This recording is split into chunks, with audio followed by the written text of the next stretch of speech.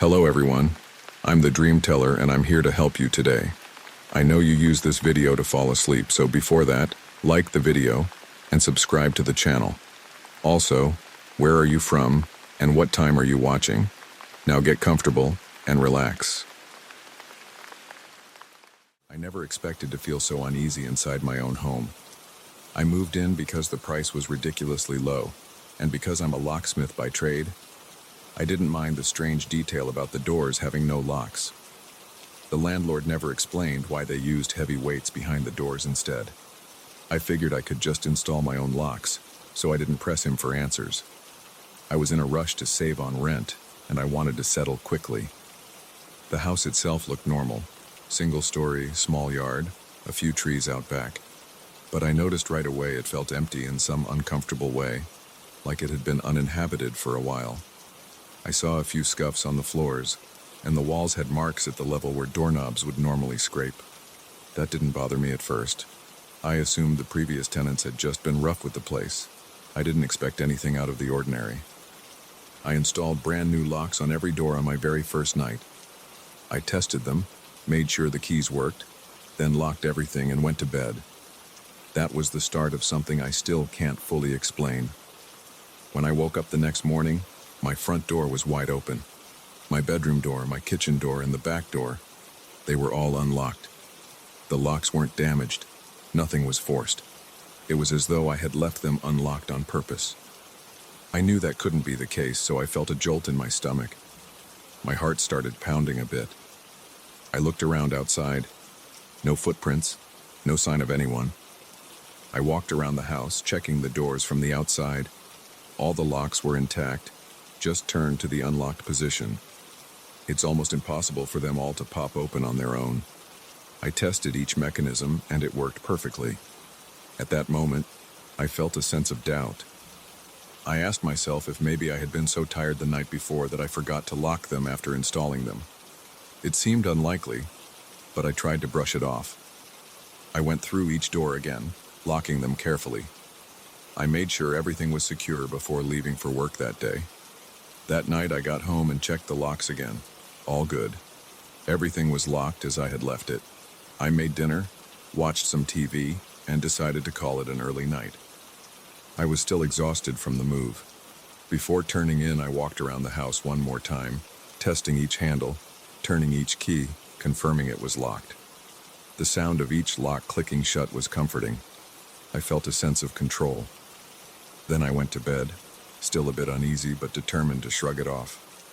Around 2 in the morning, I woke up to a clicking noise.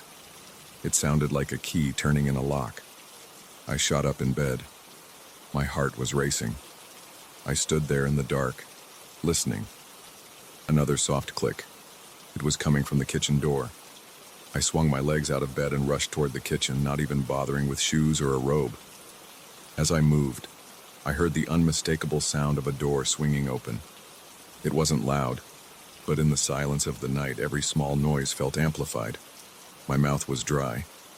I flicked on the hallway light and grabbed the first thing I saw, a broom leaning against the wall.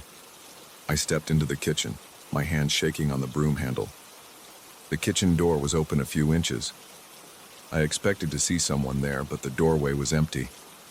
I peered through the gap, switched on the back porch light, and saw nothing. Nobody was outside. I can't explain the chill that spread over me. The lock was still intact. No sign of forced entry. I moved the door back and forth, testing how smoothly it swung. Everything felt normal except for the knot of fear in my stomach. I shut the door and locked it again. Then I checked the rest of the doors.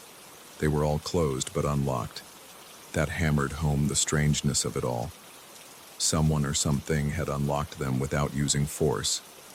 I almost wanted to call the landlord right then, but it was the middle of the night. I settled for relocking everything, then returning to bed. Sleep didn't come easily. I kept staring at the ceiling, wondering what I missed. The next morning, I woke up feeling tense and groggy. Sunlight came through the window and I realized I hadn't heard any more sounds after locking everything again. I got up, walked around the house, and found all the doors still locked the way I'd left them a few hours earlier. That gave me a small bit of relief. My mind started rationalizing it as a malfunction in that one lock. I decided to switch it out completely. I removed the kitchen door lock and replaced it with a higher quality model from my workshop. I spent a couple of hours on it, making sure everything aligned perfectly. By the end, I felt more confident. The third night, I tried to go about my routine without thinking too much about the previous events. I cooked, ate, and tried watching a comedy show to calm my nerves. Around 11, I did my usual lock check. All 4 doors locked tight. I went to bed with a mild headache, probably from stress. Around 3 in the morning, I woke up abruptly. I wasn't sure why. No obvious noise or movement, but I felt this intense sensation that someone was watching me. My skin crawled. My muscles felt tight. I squinted into the darkness of my bedroom and realized the door was closed, just as I had left it. But something was off about the darkness around the door frame. It took a second for my eyes to adjust. I saw what looked like a silhouette, a person's shape, standing just outside the bedroom door, peeking in through the barely visible gap. My heart pounded so hard I felt lightheaded. I jumped up and flicked on the bedside lamp. The silhouette vanished in an instant. I lunged toward the bedroom door, yanked it open, and found the hallway empty. My legs felt shaky. A cold sweat broke out across my forehead. Every door in the house was open again. I saw that the kitchen door was slightly ajar, the living room door was wide open, and even the front door was open enough that I could see the front porch light. I felt a wave of confusion. I knew I had locked everything. I checked those locks methodically. Now I was standing in my boxers in the middle of the hallway, my heart racing, my mind spinning, wondering how in the world any person could do all this without making more noise. I considered the possibility of some advanced lock-picking skills, but I'm a locksmith. I would have noticed scratch marks or tampering. I saw nothing. Every door was in perfect condition, just unlocked. I spent the rest of that night pacing around, making sure nobody was inside. I opened closets, looked under furniture, checked every corner. Nothing. No sign of an intruder. I locked all the doors again, but I had trouble sleeping after that. My mind wouldn't stop replaying that silhouette. At times, I wondered if I was hallucinating, but I was sure I saw someone. The next day, I confronted the landlord about the odd design of the doors, and he just shrugged, claiming he never had any problems and that the weights behind the doors were a quirk of the house. I insisted that something strange was happening, but he kept dodging my questions. He didn't seem particularly surprised, but he also didn't offer any useful information. It was frustrating, but I decided to let it go and focus on a final solution. I switched all the locks again. I brought out the best ones I had. I even reinforced the frames. Nothing else in the house seemed unusual. Wiring was fine, windows were normal, no hidden entrances. By the time I finished, I felt physically drained, but a little calmer. I figured if this happened again, I had no clue what else to try. On the 4th night, I decided to stay awake. I didn't even bother getting into bed. I sat on a chair in my bedroom, facing the door. The blinds were shut, and I only had a small lamp on in the corner to keep it from being pitch dark. I had a bottle of water and a snack on the bedside table. My plan was simple. I'd listen for any click or any movement. If something started unlocking the doors, I wanted to catch it in the act. I kept a flashlight and my cell phone in my lap, ready to go. Midnight passed slowly. I heard the old refrigerator humming. I heard the occasional pop of the wooden walls as the temperature dropped outside. Every small sound made me tense up. Around 2 a.m. I was still sitting there, fighting drowsiness. My eyes felt heavy, and my neck was stiff. By 3 a.m., I started to hear faint clicks. It wasn't coming from just one door. It sounded like multiple locks were being undone at the same time. My heart pounded. My mouth went dry. I tried to stand, but my legs felt weak. Another series of clicks came from the hallway. I had no logical explanation. I felt sweat building under my arms. I inched toward my bedroom door, holding the flashlight. I was breathing fast, and my hands were shaking. Then I noticed a shadow under the door, like someone was standing on the other side. I froze. The doorknob started to turn. I could see the metal piece shifting back and forth, like someone was carefully unlocking it. I couldn't move. It was as though my body was stuck to the floor, My heart thumped so loud I thought it might explode. I remember having a spinning feeling in my head.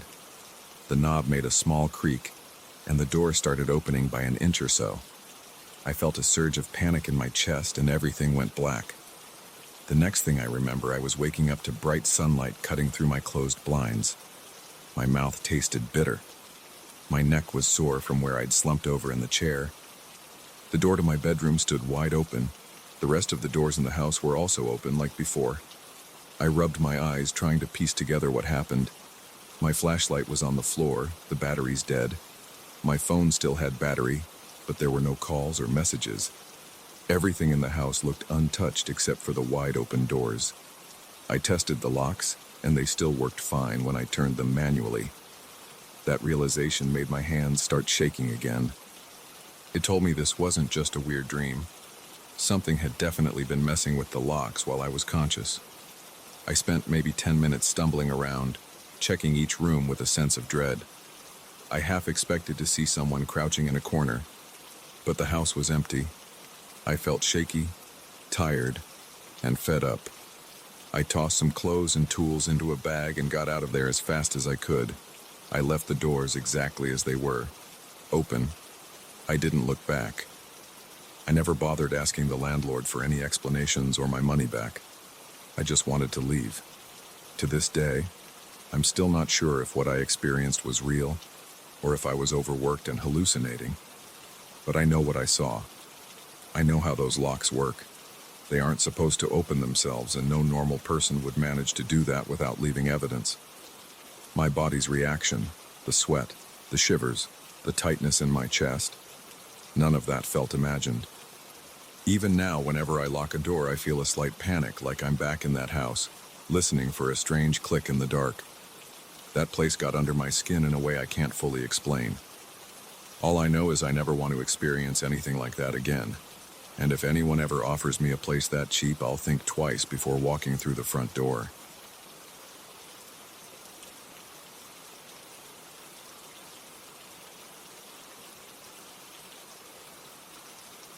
I first saw that armchair at a weekend auction in a dusty warehouse on the outskirts of town. The place smelled like mildew and old cardboard, and the overhead lights flickered every few minutes. I was tired from a long drive, and I had a headache from standing around all afternoon. But when I turned and spotted that vintage armchair, my entire focus shifted. It had a worn burgundy upholstery with faint patterns on the arms and backrest. The wood along the frame looked dull, but I could tell it was high quality. It was under a dim light and nobody else seemed interested. I moved toward it and felt a tightness in my chest that I couldn't explain. It felt like the chair was calling to me. I'm not the kind of person who believes in energies or supernatural stuff. I just saw a unique piece of furniture that needed the right hands. I'm a furniture restorer by trade. I've worked on old chairs, tables, and cabinets for nearly a decade. I know the difference between real antique craftsmanship and fake reproductions. The moment I touched the armrest, I sensed this was genuine. The smooth curve under my fingers told me someone had spent a lot of time carving and sanding. My gut told me I had to bid on it. So, I did. I offered a modest price. No one challenged me, which was odd because items like that usually attract collectors. The auctioneer gave me a quick nod, and the chair was mine. I felt a rush of satisfaction. I didn't suspect anything unusual at that moment. I packed it into the back of my van and drove home. While unloading, I noticed a faint creaking sound, like the chair's wood was settling. It wasn't that strange. Old chairs sometimes groan when you move them. I shrugged it off and carried it into my workshop. My workshop is a small converted garage with shelves of varnishes, sandpaper, and various tools. I set the chair in the middle of the room and stared at it. There was a slight smell, almost like old perfume and dust. My eyes lingered on the armrests. The finish was peeling, and the cloth on the seat had some small rips. Still, I felt that urge to keep it for myself instead of refurbishing it to sell. Over the next few days, I did some light cleaning. I didn't do a full restoration because I wanted to keep its original charm. I replaced a few nails in the underside, tightened some screws, and cleaned the upholstery with a mild solution. That's when I heard the first subtle sound, a soft sigh. At first, I thought it was just the building settling or maybe a neighbor's radio through the walls. I stood still, holding the damp rag in my hand, waiting to hear it again. Nothing. I shrugged and went back to work, but I couldn't shake a strange feeling. There was no wind in the room, no open windows, nothing that would explain that low sound. That night, I decided to move the chair from the workshop to my living room. I just felt like it belonged in the house. I placed it near a small table by the window. I sat down in it for a moment. The seat felt sturdy, but there was a slight give, as if the springs underneath were old and worn. The fabric was scratchy against my arms. I leaned back and tested the backrest. It creaked softly. I closed my eyes for a few seconds and I thought I heard another sigh. My eyes snapped open. My body tensed, but I saw nothing unusual. I touched the side of my neck, noticing my pulse was faster than normal. I went to bed that night feeling a bit uneasy, but I told myself it was just my imagination. I had a full day of work in the morning, so I forced myself to sleep. Around 2 a.m, I woke up to a small thump in the living room. My heart thudded in my chest. I froze in bed for a moment, listening. The house was quiet. Then I heard a slow, soft creak. My mouth felt dry. I didn't want to get up, but the curiosity and a slight rush of adrenaline pushed me to check. I left my bedroom without turning on the overhead light, only using a small flashlight I keep in the nightstand. The hallway felt colder than usual. I reached the living room door and peered in. The chair was there, still in the same spot. The beam of light from my flashlight showed the upholstery. Nothing moved, but I noticed the cushion looked slightly compressed, as though someone was sitting on it. I stared at that indentation for a few seconds, waiting for my eyes to adjust. My pulse pounded in my ears. I approached the chair, shining the flashlight around. The seat looked empty. I leaned forward and pressed my hand onto the cushion. The indentation smoothed out like normal. I stood there, breathing through my mouth, trying to stay calm. I told myself that maybe the springs were settling because it was an older piece. Still, I couldn't shake the image of that depressed seat. I went back to bed, but my sleep was fitful. The next morning, I woke up groggy and frustrated. I made coffee, glanced at the chair, and decided to ignore any weird sounds or impressions. I told myself I was being paranoid.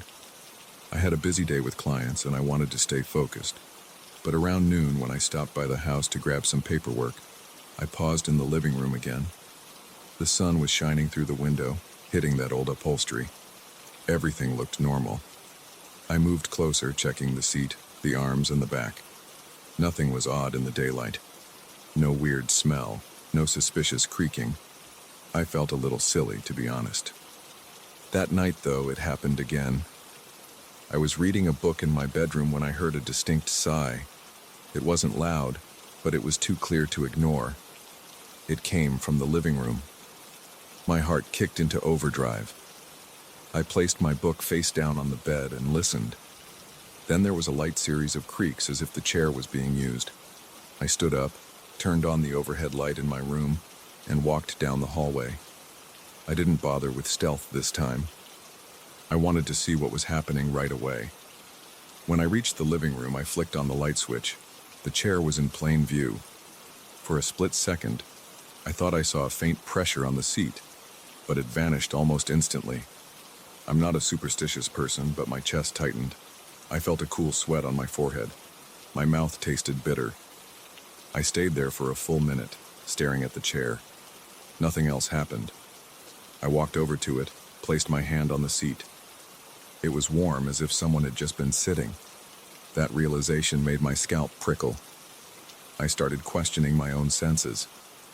Was I working too many hours and hallucinating from exhaustion? I rubbed my eyes, took a few slow breaths, and said aloud, "It's just an old chair." My voice sounded shaky.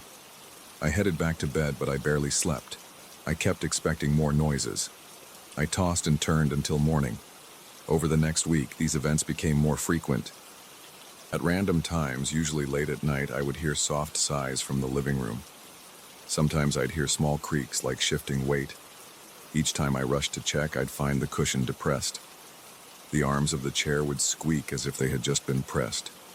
One time I thought I saw the backrest tilt forward a bit, like a person was getting up. But when I flipped on the lights, it was still. My heart rate would spike and my stomach would twist. My hands would shake, and I'd feel a dull ache in my temples. During the day, I tried to occupy myself with other work, focusing on refinishing a set of antique cabinets. But I caught myself glancing at the living room door every time I passed by. My mind raced with questions.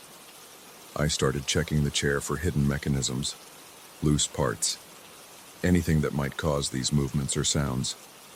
I unzipped parts of the upholstery, examined the frame, tested the springs. Everything looked normal for a piece of its age, but that didn't explain the sighing sounds. One evening, I decided to stay in the living room after dinner. I turned on the TV but left the volume low. I sat on the sofa, facing the armchair, and sipped a beer. I wanted to see if anything happened when I was there. For an hour, the room was quiet, except for the quiet chatter from the TV. Then, around 10 o'clock, I heard a gentle sigh right next to the chair. I jerked forward, my eyes locked on the cushion. It started to compress inward, the fabric tightening as though bearing weight. My heart hammered. I couldn't think. I froze, gripping the beer bottle so tight I thought it would shatter. The cushion sank deeper, and the arms of the chair gave a slow squeak. I jumped to my feet, breathing heavily. The chair's backrest shifted with a slight creak, as though a person was leaning back. I felt a chill across my arms. My scalp tingled. I stepped closer, maybe 2 feet away, and I could see the distinct shape of a body's outline in the seat. Then, just as quickly, it disappeared. The cushion rose back to normal. My breathing was ragged. I could smell my own sweat. The moment passed, and the chair looked normal again. I remember standing there staring at that chair, my muscles feeling tense and shaky. I debated throwing it out, but part of me was fixated on understanding what was happening. I grabbed the chair by its arms and pulled it toward the center of the room. I ran my hands over the wood, feeling for hidden switches. I pressed down on the seat. It felt solid. I lifted the cushion, checked underneath again, and found nothing but old springs and new nails from my earlier repairs. That night, I slept with my bedroom door locked. I didn't know what else to do. I kept imagining footsteps in the hallway or the sound of faint breathing. My chest felt tight, and my throat was dry all night. The next morning, I drank 2 cups of coffee just to feel normal. I tried to distract myself by calling a couple of clients and scheduling some repairs. I avoided looking at the living room. I wasn't sure if I wanted to face that strange phenomenon again, but later that evening, I couldn't help myself. I needed answers. I set up my phone to record video. I placed it on a small shelf, pointed at the chair. I turned off all the lights except a single lamp in the corner. Then I sat on the sofa and waited. After about an hour, I felt an odd pressure in the air. It was subtle, but it made the hairs on my arms stand up. My skin felt clammy. Then I heard the sigh. My eyes locked on the phone screen, but it was a small image from across the room. I looked directly at the chair instead. The cushion pushed down again. The wood on the arms creaked. I couldn't breathe for a moment. Then I heard something else. A whisper or a faint murmur. It didn't have distinct words, but it was definitely a human-like sound. I swallowed hard, blinking rapidly. My chest felt ready to burst. I watched as the seat pressed in further, like someone shifting their weight. The backrest gave a soft groan. I reached for my phone, trying to keep my hand steady. I stepped closer, filming the chair. The cushion was visibly pushed down. It was terrifying and fascinating at the same time. My mouth went dry and my heart thudded, and then I heard the whisper. I felt a sudden impulse to pull away. For a few seconds, I just stared at my gear. The cushion slowly rose back. The arms of the chair stopped creaking, and then the presence seemed to fade. Ended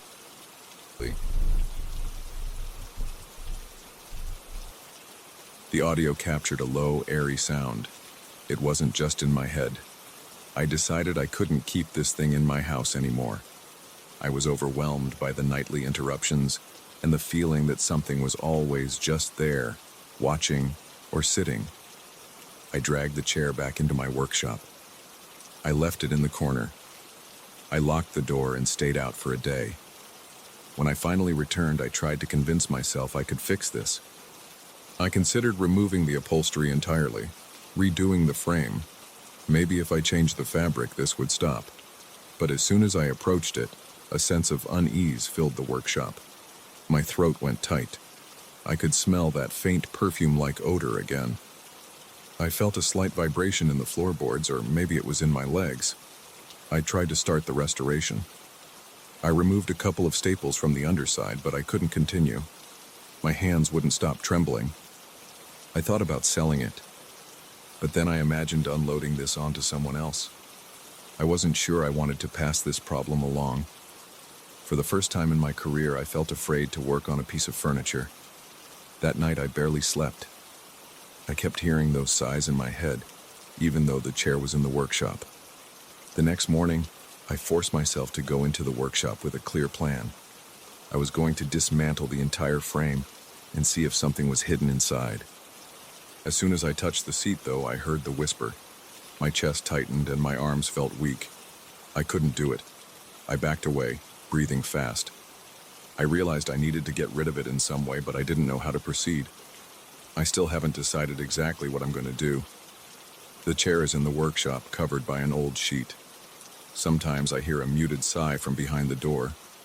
Sometimes at night, I think I hear a faint creak. My pulse races, and I break into a sweat. I try to ignore it. I try to convince myself it's just in my head. But I know it's real because I've seen the cushion depress with my own eyes. I feel stuck, torn between my usual approach of fixing old furniture and this odd sense that I'm dealing with something beyond my experience. I can't just leave it on the curb. I can't burn it. I can't sell it to someone else without explaining what's going on. So, for now, it stays in my workshop. I keep the door locked. I try to focus on other projects, but I can't pretend that this armchair isn't affecting me. My stomach gets queasy whenever I think about it. My shoulders tense up when I walk by the workshop. That's the story so far. I never thought I'd be afraid of a piece of furniture, but here I am, dealing with sighs, creaks, and whispered sounds. It's turned my nights into a series of anxious moments, checking over my shoulder and listening for noises.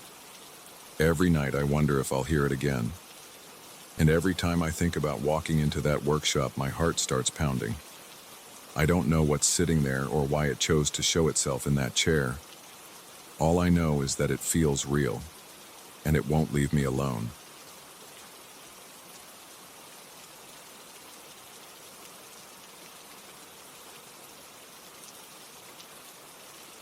I first heard that voice when I was 30 feet underwater in a pitch-black lake. I still remember the tight grip of my wetsuit around my arms and the slow, rhythmic sound of my own breathing through the regulator. I was out there to explore a hidden cave system that I'd heard about from old rumors. But I wasn't ready for what actually happened. I'm going to lay it out exactly as I experienced it, without dressing it up.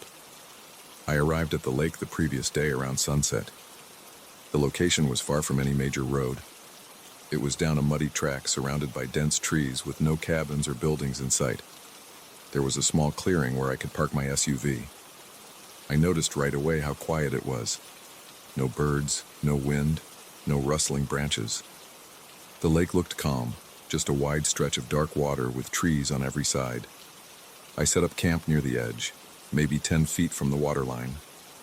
My gear was packed in a few large plastic bins, extra tanks, regulators, lights, a dry bag with my electronics. I checked everything thoroughly. I never risk diving at night with faulty equipment. I eat a quick dinner of instant noodles, watch the sky fade to a deep blue, and wait for darkness. Around 10 p.m., I start preparing for my first dive. I want to see if there's any sign of those rumored caves. I get into my wetsuit, strap on my buoyancy compensator, secure my tank, test my primary and backup lights, and wade into the water. It's colder than I expected.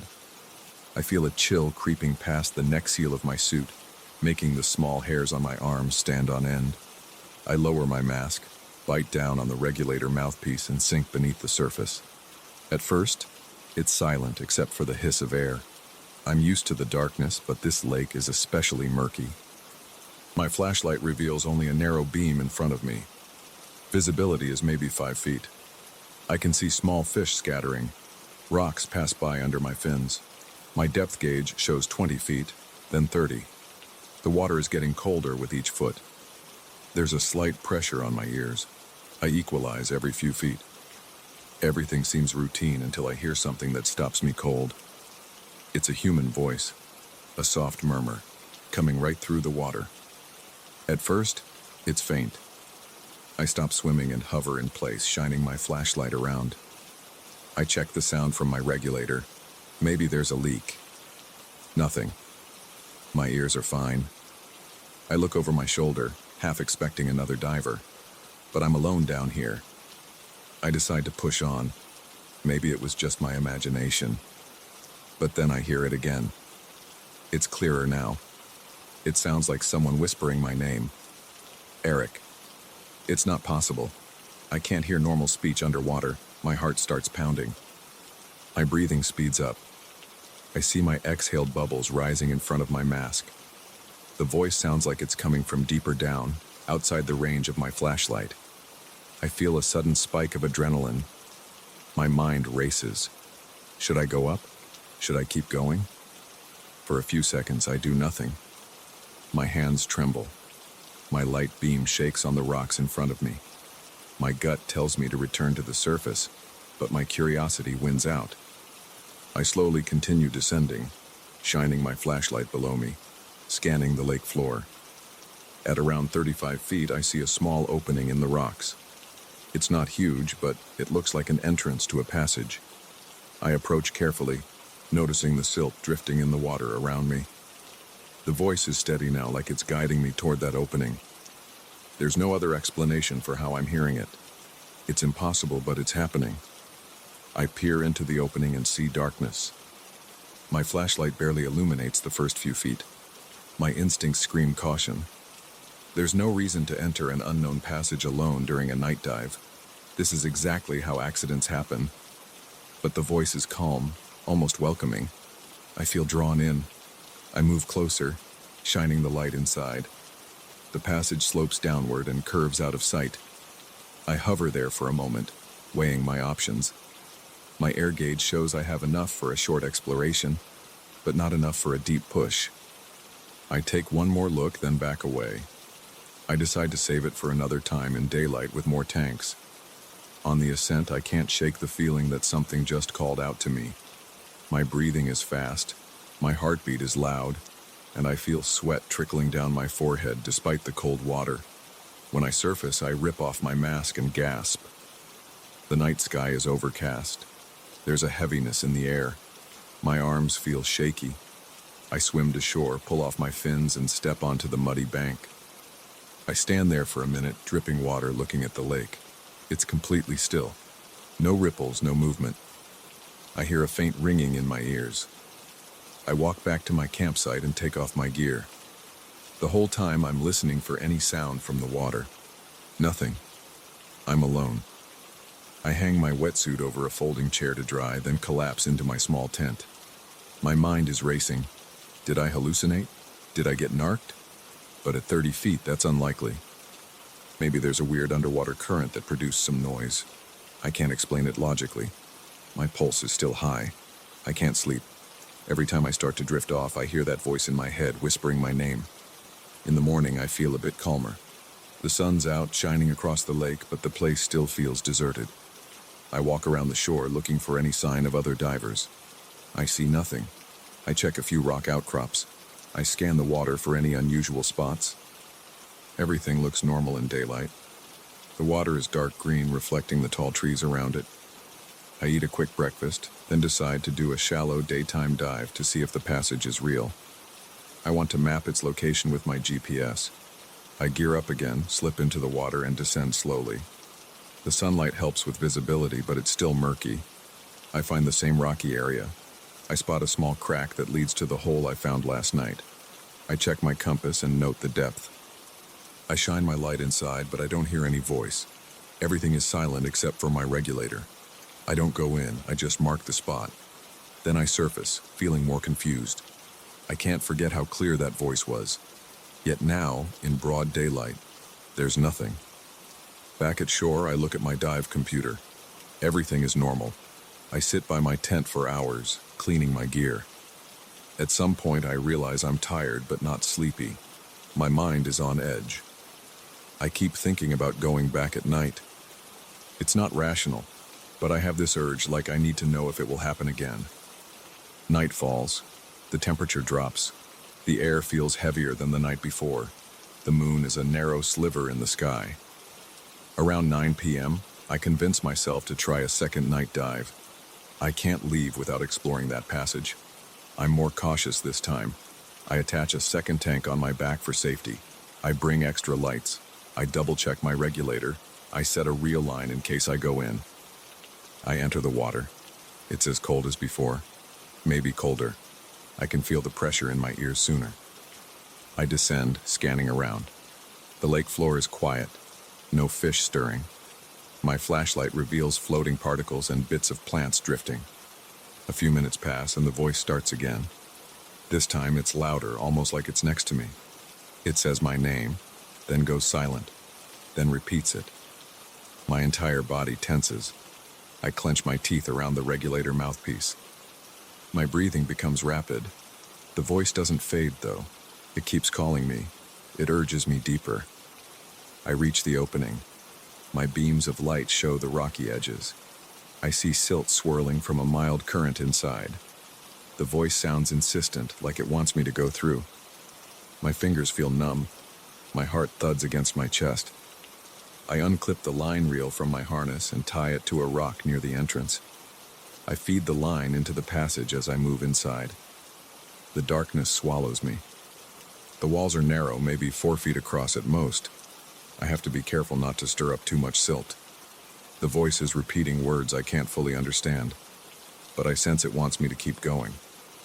I pass a few bends, feeling the stone brushing my shoulders. I can see small pockets in the walls. The water is cold enough to make my face ache. My depth gauge shows 40 feet. My ears pop again. The passage continues, but I'm feeling uneasy. My gut is in knots. I decide to turn around. I pull on the line to guide me back. The voice grows louder, like it's protesting. My hands shake so much I almost drop my reel. I try to ignore it. My lights flicker for a second. A jolt of panic stabs through my chest. Then the lights come back. I see the exit, that faint beam from outside. I rush out into open water. The voice doesn't stop. It stays with me as I ascend. My ears are ringing. My head feels heavy. When I break the surface, I yank out my regulator and suck in a huge gasp of air. My entire body is trembling. I can still hear the voice, but it's faint now. It's inside my head, repeating my name. I swim to shore. My body aches from tension. I haul myself onto the muddy bank, struggle to my feet, and place my gear on the ground. The water drips off my suit. The night is quiet again, but I keep hearing that sound in my head. I stand there for a minute, breathing hard, trying to calm down. I look at the lake and I see a strange shimmer on the surface. It's near the center, maybe 50 yards out. It looks like a reflection of the moon, but the shape is off. It's distorted, and it flickers. I feel a surge of fear in my stomach. I decide to check it. I can't help myself. I walk around the edge of the lake until I reach a point where the distortion is closer. I have a small flashlight in my hand. When I shine it on the water, I see my own reflection, but it's twisted. My face looks stretched, like a funhouse mirror. My eyes seem larger. My mouth is twisted. Then the surface ripples and it looks like a hand pushing upward from below. There's no actual physical hand, but the water bulges toward me, as if something is pulling at the reflection from beneath. My chest tightens, and I stumble back a step. My flashlight shakes in my hand. I don't see any actual figure in the water, but the distortion in the reflection is clear. It shifts, like someone dragging a finger across a perfect mirror, warping the image of my face. No one touches me, but I feel a tug in my gut. My scalp pricks. My knees feel weak. My first instinct is to run back to my camp, but I force myself to stand still for a second, trying to see if there's a logical explanation. There's none. The voice in my head says, "Come." It's the same voice I heard underwater. My breathing is shallow, my pulse races, I can't stay here. I back away, keeping my eyes on that water. The distortion lingers, then slowly smooths out. I hurry around the lake's edge to my campsite. I'm panting by the time I reach the tent. I toss my flashlight on the ground and strip off my gear. My wetsuit is soaked, and my hands are shaking so badly I can't undo the zipper for a moment. I finally peel it off.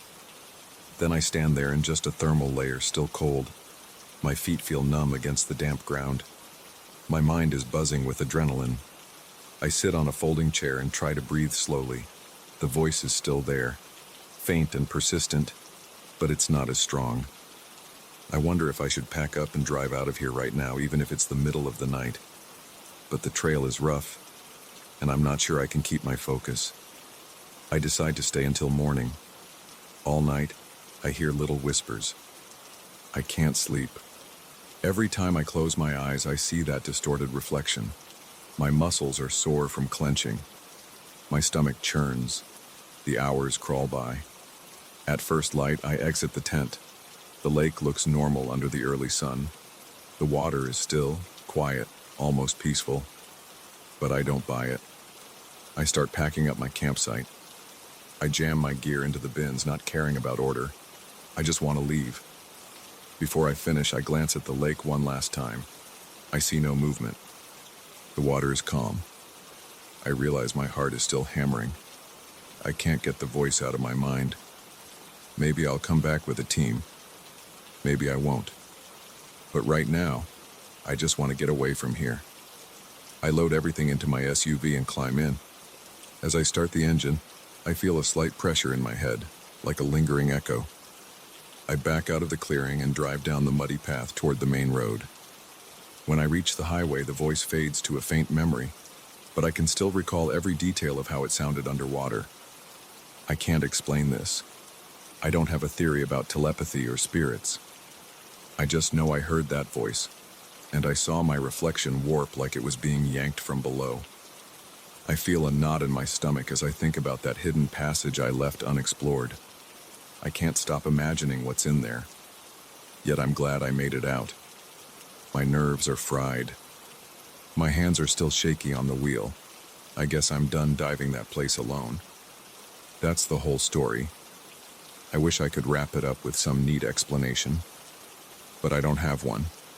All I have are these memories, a sense of unease, and a voice in my head that still echoes every now and then, even though I'm nowhere near that dark lake.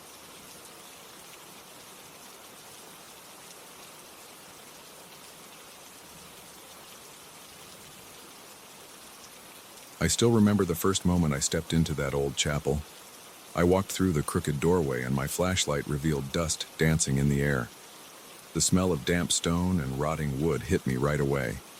I'm a religious tourism guide, and I've seen plenty of abandoned sites. I've had my share of strange moments in old monasteries, silent cloisters, and shuttered sanctuaries, but nothing ever prepared me for what I experienced inside that place. I decided to spend a night there because I wanted to get a feel for its layout. I wanted to see if it was worth including in a tour program. It had a unique architectural style, at least from what I could tell, and it gave off an unsettling vibe the moment I entered. There was no caretaker, no official record of restoration, and the structure looked like it hadn't been touched in decades. The front door was gone, so I just walked in. The interior was dark, but some moonlight came through the stained glass windows. I was drawn to those windows because they seemed slightly brighter than I expected. They had images of saints and biblical scenes, but they looked worn. I had a small backpack with a sleeping bag, some snacks, and a few supplies. I had my flashlight, extra batteries, and a small portable lantern. I wasn't worried about wild animals or criminals because the place was remote and the area was known to be quiet. No one lived nearby. When I first set up my sleeping bag near the front pews, I felt a strange pulse in the atmosphere. It was a physical sensation in my chest, like a slight pressure against my ribs.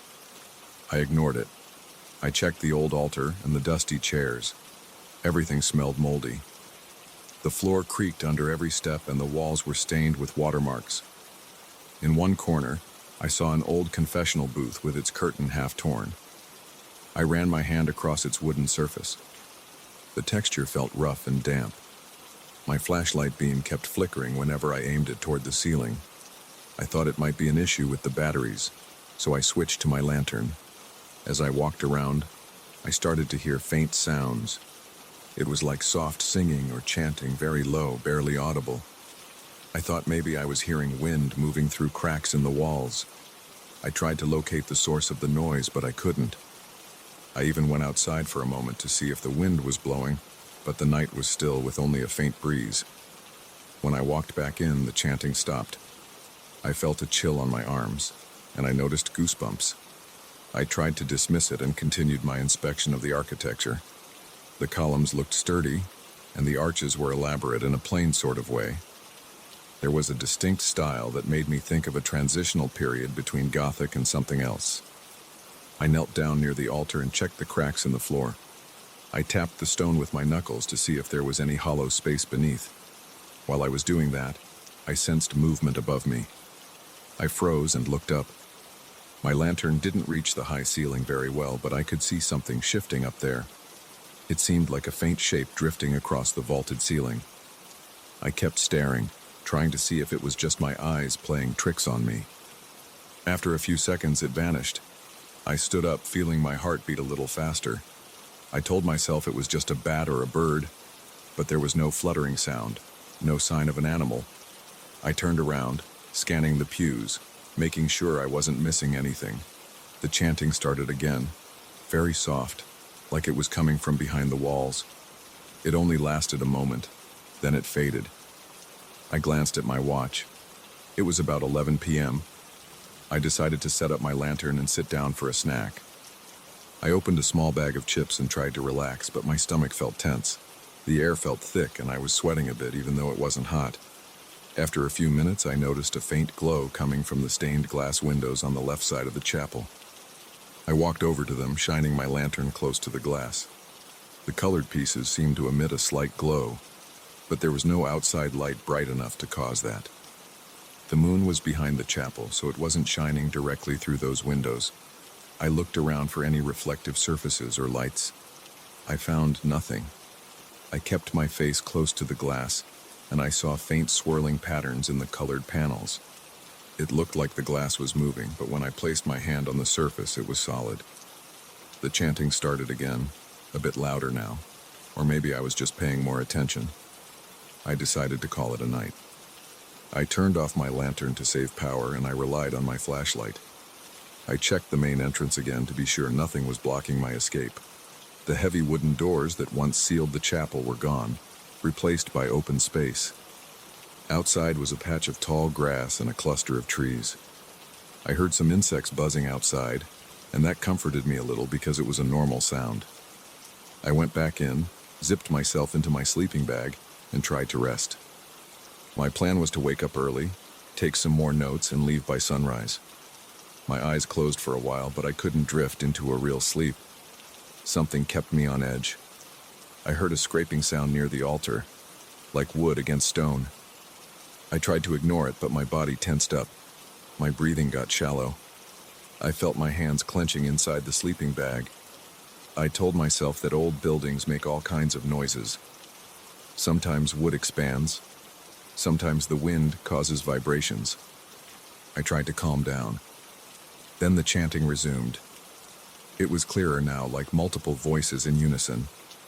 I sat up, rubbed my eyes, and looked around. The chapel was dark, but the stained glass windows had that faint glow again, enough to show me the outlines of the pews and columns.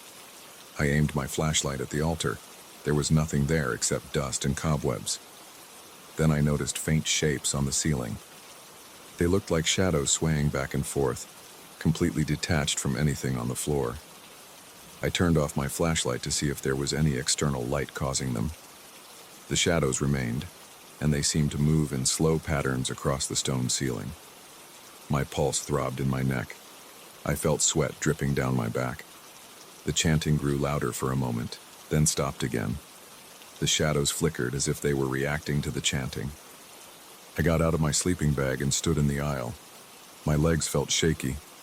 I looked up again, trying to see if there was a hole or some reflection creating these shapes. I saw nothing except those dark forms twisting and overlapping. The windows kept that faint glow, and it looked stronger now, like it pulsed in time with the shapes on the ceiling. I stepped toward the altar, feeling a rush of cold air around my ankles. My heart was pounding. The silence that followed the chanting made my ears ring. I tried to focus on the immediate details: the scent of damp stone, the scrape of my shoes on the dusty floor, my own heartbeat. I didn't want to think beyond that. I moved carefully toward the steps leading up to the altar, and then to the choir loft. The staircase was on the left side, a small spiral set of steps that led up to the old choir area above the entrance. I wanted to see if I could catch a better view of the ceiling from up there. I also wanted to understand the cause of these shadows.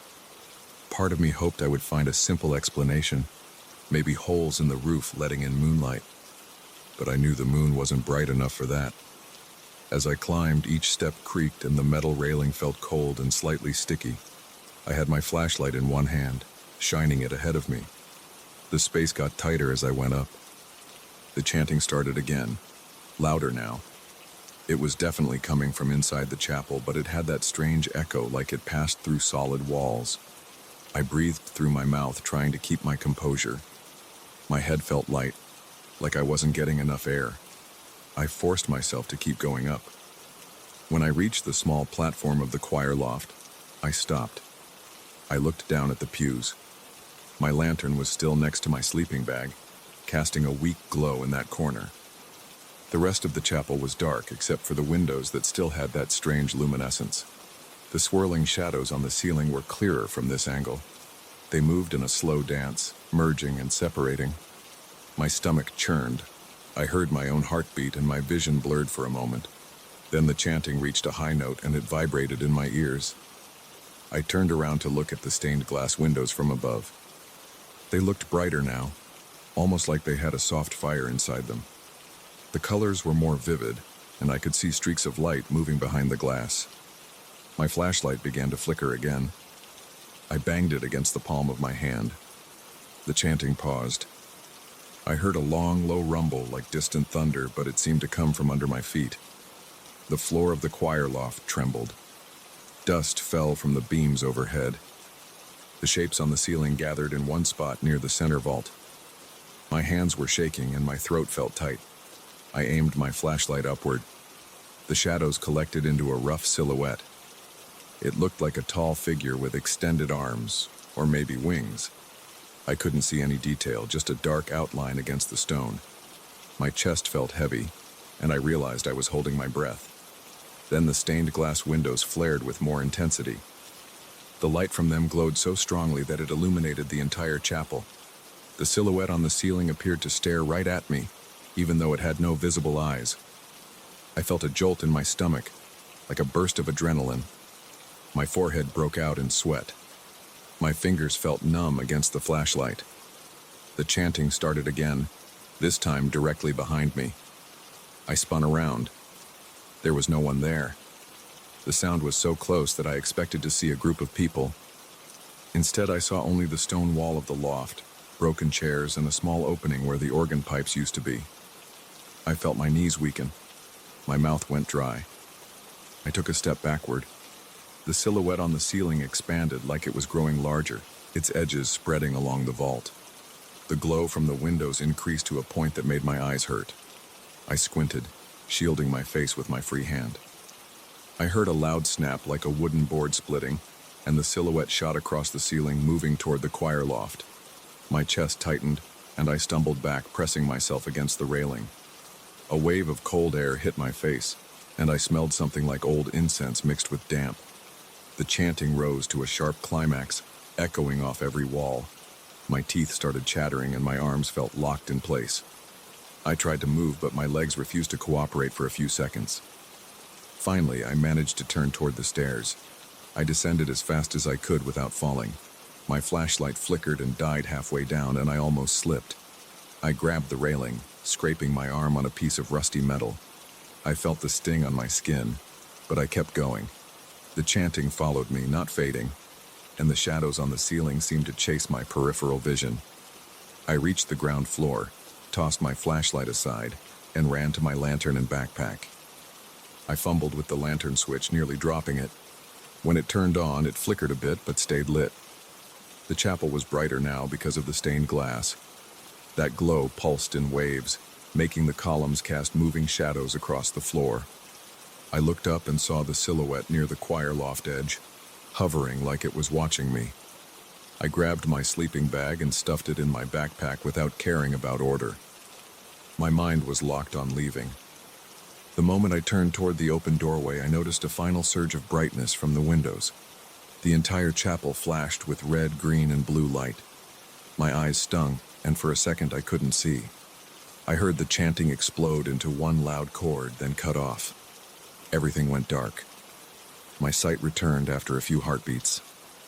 I could still see the faint glow from the windows, but it was weaker now. The silhouette was gone. The chanting stopped. All that remained was a low hum that faded within a few seconds. I didn't hesitate. I stepped outside and felt the cool night air on my face. My heart still pounded, and my body felt shaky. I looked back at the chapel. The stained glass windows were barely visible in the moonlight. There were no lights inside, no chanting, no shadows on the ceiling. It looked like any other old building at night. But I knew what I experienced. My clothes were damp with sweat, my arm burned from the scrape, and my chest felt tight. I walked away from the entrance, crossed the tall grass, and found the small dirt path leading back to my car. My head was spinning. I didn't want to look over my shoulder, but I did once. I saw the dark shape of the chapel, silent and motionless. The sense of pressure in my chest started to fade with each step I took away from it. By the time I reached my car, I felt a little calmer, but my hands trembled as I searched for my keys. I still guide tours in religious sites. I haven't told many people about that night. I'm not sure how to explain it without sounding unstable. I kept telling myself there had to be a rational reason for everything I saw and heard, but nothing else has ever felt that intense. I haven't gone back to that chapel, and I don't plan to put it on any tour. I'm not interested in leading people into a place where the air hums with strange energy, where shapes move on the ceiling with no source of light, and where echoes of lost chants press against your ears. Every detail from that night stayed with me. The glow of the stained glass, the chilling presence on the ceiling, and the way my flashlight died at the worst times. Whenever I close my eyes, I see that silhouette hanging above me. I remember the chanting that seemed to come from behind the walls growing louder in the dark. The memory is enough to make my throat tighten and my palms sweat. I've never felt so certain that there are places we shouldn't explore alone. That chapel remains a mystery to me, and I'm not going to unravel it any further.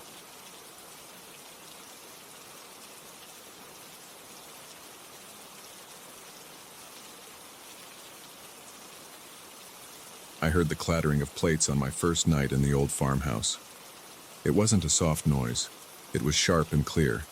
It pulled me out of a half-sleep. I sat up, listened again, and felt my heart pound. I wasn't sure if I was still dreaming. Then I heard it again, this time more distinct. It sounded like someone placing silverware on a table. I had locked all the doors. I had turned off every light. I was alone. Or at least I should have been alone. I rented this place because I needed time to experiment with recipes without distractions. I'm a chef by trade, and I travel a lot for events, festivals, and private dinners. After too many months of noise and stress, I just wanted to focus on cooking in a quiet setting. The property manager promised me that this farmhouse was away from everything. No neighbors within a mile, no traffic on the dirt roads.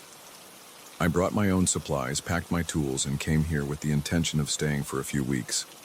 I never expected strange company. On my second night, I tried to ignore the sounds. I heard faint rattling in the dining area. The floor creaked too. It felt like footsteps, but not heavy ones. Maybe it was the old wood expanding. I got out of bed and walked down the hall. The hallway was dark. The dining room was at the end. I paused before entering. I didn't have a weapon. I only had my phone, but there was barely any signal. When I stepped inside, the room was empty. The lights were off, yet I could make out the table and the faint glow from a small lamp in the corner. I noticed something strange. The table was perfectly set for one person, but I hadn't touched any plates that day. The cutlery was arranged in a neat line. A single napkin sat folded on the left side of the plate. I felt a chill run through my arms. I left the dining room in a hurry. I turned on every light, checked every door, and walked around outside, shining a flashlight through the bushes. Nobody was there. No tracks on the damp soil, no broken window. I came back inside, locked the doors again, and told myself it was some odd prank from the property manager. But the manager didn't have a reason to do that, and I didn't see any sign of forced entry. Over the next few days, I tried to stay calm. I spent my mornings in the kitchen, testing sauces and marinating different cuts of meat. I don't like to leave the stove unattended, so I made sure I kept my focus on the food. I forced myself not to think about the table, but every night I heard those subtle noises again. They sounded like delicate movements of silverware and plates. It wasn't violent. It was as if someone was gently shifting things around and then placing them down. I started to get jumpy. I would jerk my head toward the doorway, expecting to see a figure, but I saw nothing. One afternoon, I decided to check the dining area in daylight. There was nothing unusual about the table or chairs. No hidden compartments, nothing under the tablecloth. I felt a little stupid for searching, but I needed some explanation. I moved the chairs around, knocked on the walls, and even checked the chandelier. I found no trick wires or devices. Everything looked normal. I started losing sleep. I drank coffee to push through my days, but I felt tense all the time. My eyes burned from lack of rest. Sometimes I napped on the couch in the living room, hoping I wouldn't hear anything from the dining room at night. But that made no difference. The noises continued. I decided I needed physical proof of what was going on. I set up my phone on a tripod in the hallway, pointing it toward the dining room door. I hit record before going to bed. The next morning, the phone was still there. I checked the footage. For most of the video, the hallway was empty. The clock on my phone showed the hours passing. At around 2 in the morning, I saw the dining room light flick on by itself for a few seconds and then switch off. I heard the faint sound of plates clinking, but the camera showed no one entering or leaving. I just saw the open doorway and darkness inside. When I opened the dining room door that morning, I noticed a dirty plate on the table. There were streaks of sauce on it. It looked like someone had scraped the plate clean with a fork. A used napkin sat crumpled on the side. I felt a tightness in my stomach. I touched the plate. It was slightly warm. I didn't know how that was possible. The stove was cold. No one else was here. I took a step back and almost stumbled. My heart thumped so hard I could feel it in my neck. I couldn't ignore it anymore. I decided to start writing down every incident, plate appearances, strange sounds, empty glasses. I kept track of times and dates. On the 5th night, I woke up and discovered 2 glasses on the living room table. Both were empty.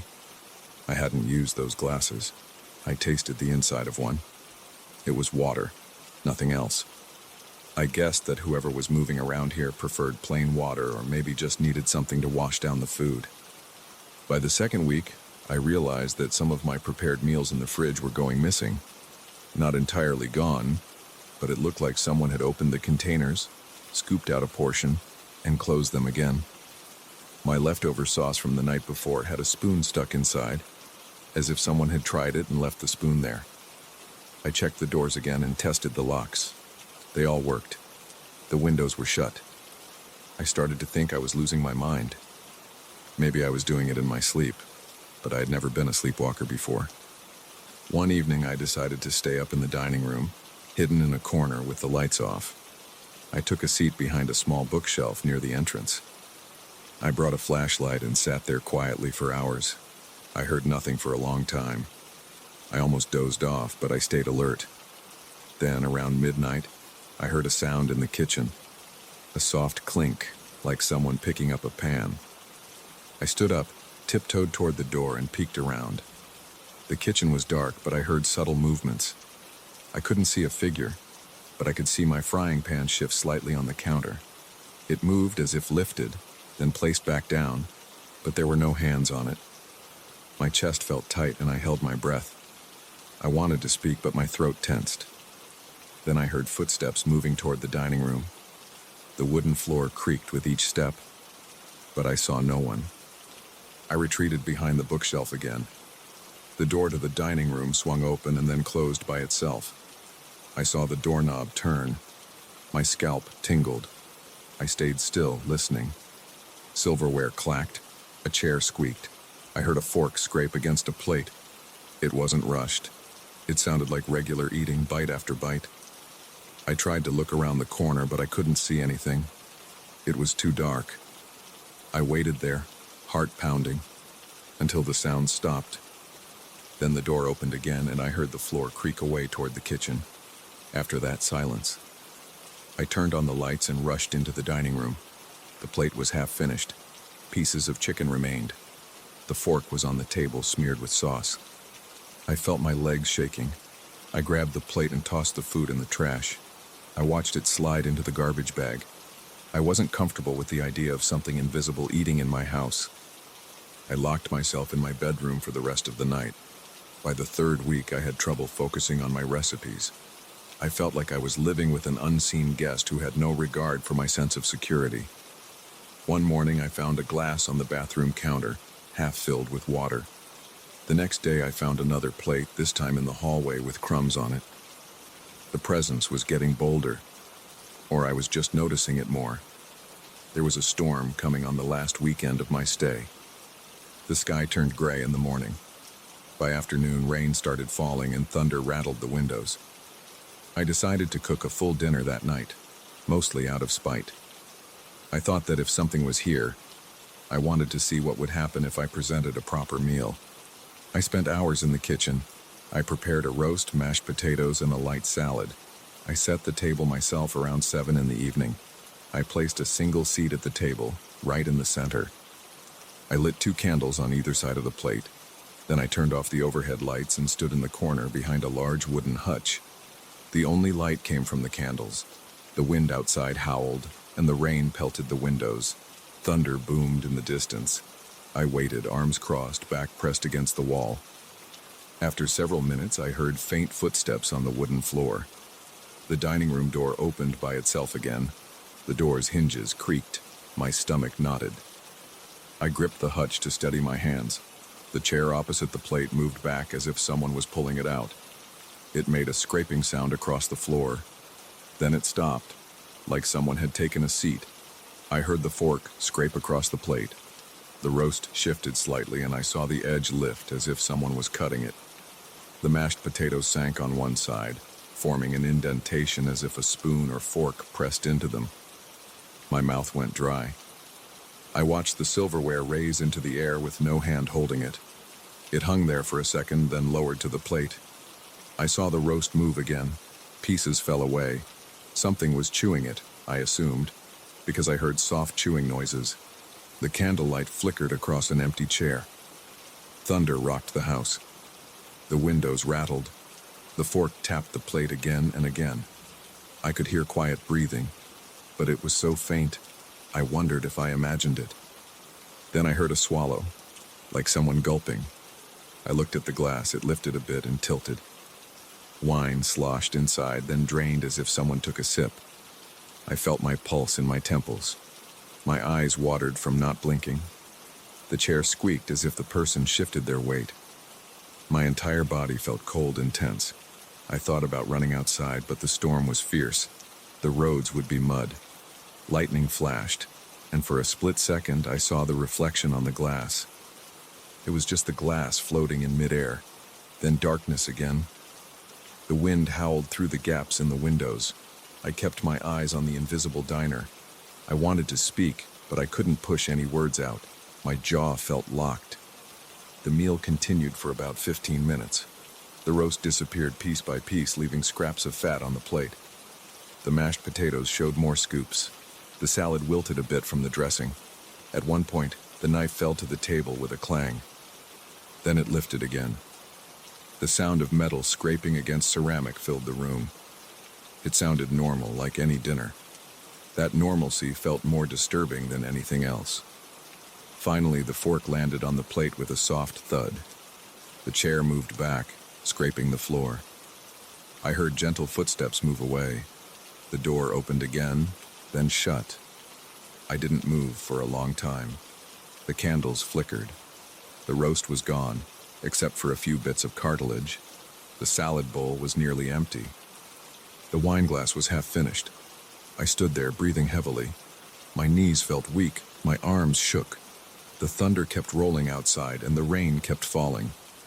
After a while, I summoned the courage to step out from behind the hutch. My heart was still beating fast, and my hands were clammy. I touched the plate. It was still warm. The glass smelled of red wine. I could see the lip of the glass coated in a slight residue, as if touched by an actual mouth. I didn't want to stay in that room any longer. I blew out the candles and made my way to the kitchen. That night, the storm lasted for hours. The power went out briefly, but it came back. I stayed in my bedroom with the door locked.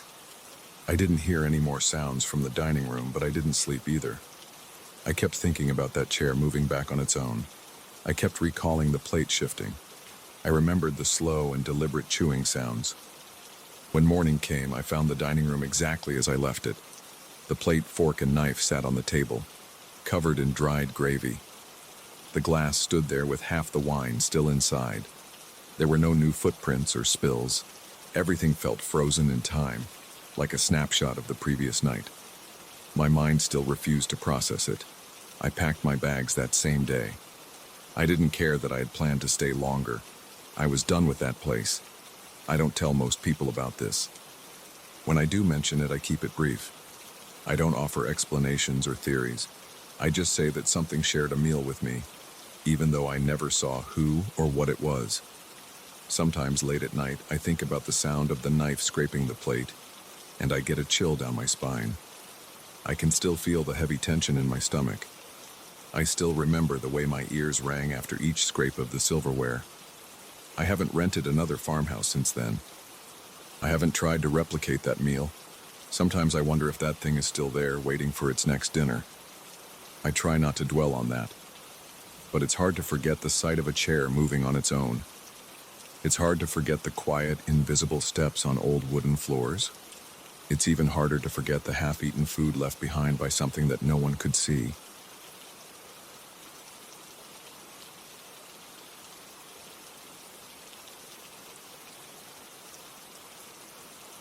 I'll be straight with you. When I first stepped into that house, I just wanted a fresh start. I'd been working at the bank for years, barely saving enough to rent a bigger place in the city. But I found this narrow old house on the outskirts, and the price seemed fine. I didn't expect weird noises or flickering lights. I expected some leaky pipes or bad wiring, maybe a draft through the windows. But I didn't expect to feel like I was walking into some kind of layered reality where my own reflection couldn't keep up. I didn't plan on second-guessing every step I took in that hallway. Yet that's exactly what happened. The place had a long and cramped corridor right in the center of the ground floor. It connected the front door to the back rooms. On the left side, there was a small sitting area, then a closet door, and on the right there were 3 doors in a row leading to a kitchen, a laundry room, and a tiny bathroom. That corridor was about 3 feet across, so I had to shuffle sideways if I tried carrying anything wider than a few inches. It felt claustrophobic, especially after sundown. The only light fixture up there was a single bulb in the middle. And right at the end of the corridor there was this mirror with a huge antique frame. It took up almost the entire wall, making the space seem even longer. I'll describe that mirror clearly. It had a heavy wooden frame with carvings around the edges. It looked chipped in a few places, and the paint was peeling. There were flower-shaped designs in each corner. The glass itself had little dark spots on it, like it was starting to lose some of the reflective backing. The first time I saw it, I didn't think much of it. It was old-fashioned and kind of grimy, but it was already fixed to the wall, so I left it alone. I just assumed it was part of the house's old charm. The day I moved in, I spent hours carrying boxes from the small moving truck through that narrow corridor. It was a pain. I kept bumping my elbows against the walls. By the end of the night, I was too tired to do much of anything. I just tossed a sleeping bag on the living room floor and collapsed. The corridor was dark and the mirror was out of sight around the corner, so I didn't spend any time thinking about it. Over the next few days, I unpacked my stuff. I'm not a hoarder, but I have enough belongings to fill the place. On the second morning, I noticed something weird when I walked past the mirror on my way to the kitchen. I caught a glimpse of my reflection, but it seemed slow. I stopped in my tracks, thinking maybe I was half asleep. I looked directly at the mirror and it looked normal. I lifted my right hand, and the reflection did the same thing right away. I shrugged it off and got my coffee. Later that same day, I walked by again. This time, as I passed, I thought I saw my reflection tilt its head about a second after I had already moved. I froze and took a step backward. I stared into the glass. My reflection stared back. It moved with me, in sync. So I told myself I must be imagining things. Maybe my eyes were tired or the overhead light was flickering. I had been stressed at work, so I figured my mind was playing tricks. By the end of that week, I had settled in. I had a small couch in the living room, a table in the kitchen, and my bed was set up upstairs. But every time I walked through that corridor, I felt this tense feeling in my stomach. I started hurrying past the mirror. I didn't like how narrow the space was. I didn't like the old smell, something like dust and stale air. And I especially didn't like glancing at that mirror. Sometimes, when I was in a rush, I'd catch a glimpse out of the corner of my eye, and my reflection seemed off. Just slightly. It was either a fraction slower or angled differently. One night I was coming home late from work. I was carrying my briefcase in one hand and a bag of takeout in the other. I stepped into the corridor, and the overhead light flickered. I took a step forward. My reflection took that step, but maybe half a second too late. I stopped so fast I nearly dropped my food. My heart hammered in my chest. I could feel my pulse in my neck. I stood there, staring. My reflection stood there too. This time it didn't feel like a small delay. It was as if I moved and then it moved. I thought I was losing it. I tried to calm down. I inched closer to the mirror and put my face almost against the glass. I breathed slowly. I felt warmth from my own breath bouncing back at me.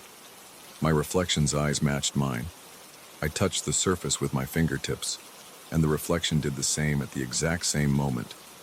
It felt cold. I slowly backed away. I barely slept that night. I tried to read the news or watch TV, but my mind kept drifting to that image of my reflection hesitating. The next morning, I woke up feeling tired. I got ready for work and walked past the mirror without looking. But the shape of it in my peripheral vision gave me chills. It felt like something was waiting behind that glass. After a few more days, I started to notice differences in the reflected corridor itself.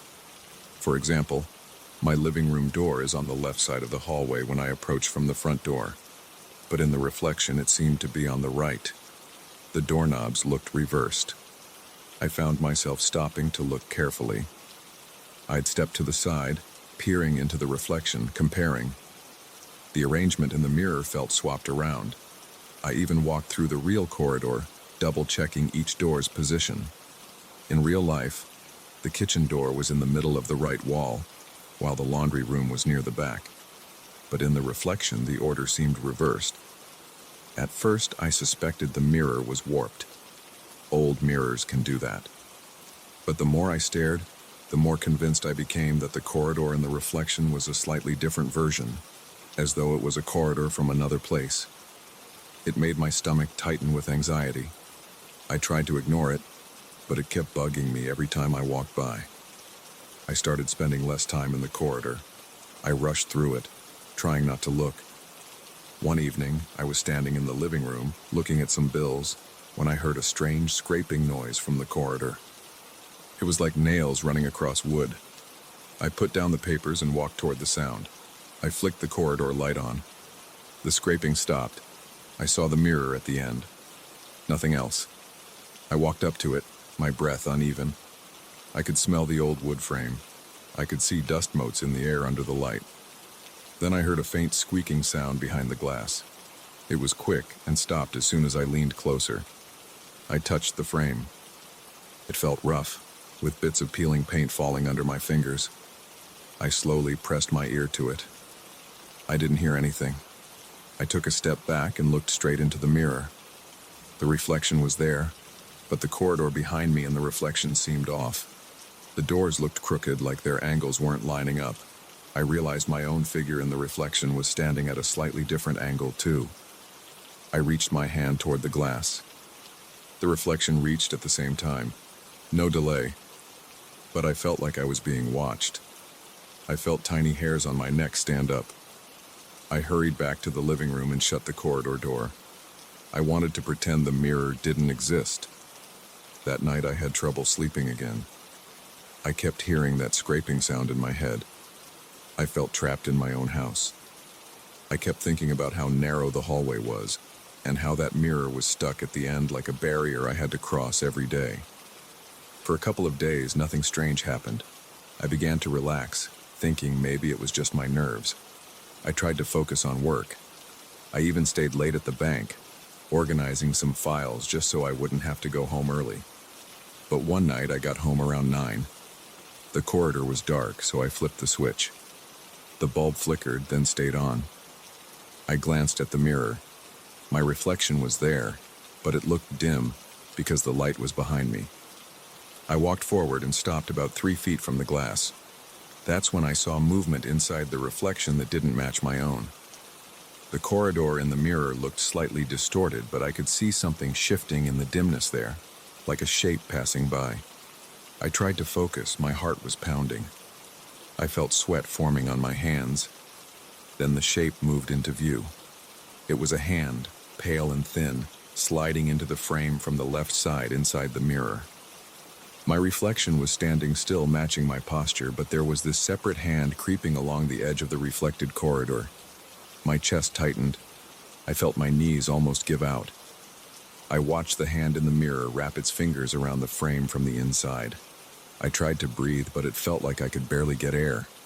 I took a slow step backward. My reflection stayed where it was. It didn't mirror my movement. It just stared out of the glass with this frozen look. I couldn't see any expression on its face, but I felt dread. Then the hand in the mirror pulled itself forward like someone was trying to climb out. I could see the wrist, then part of an arm.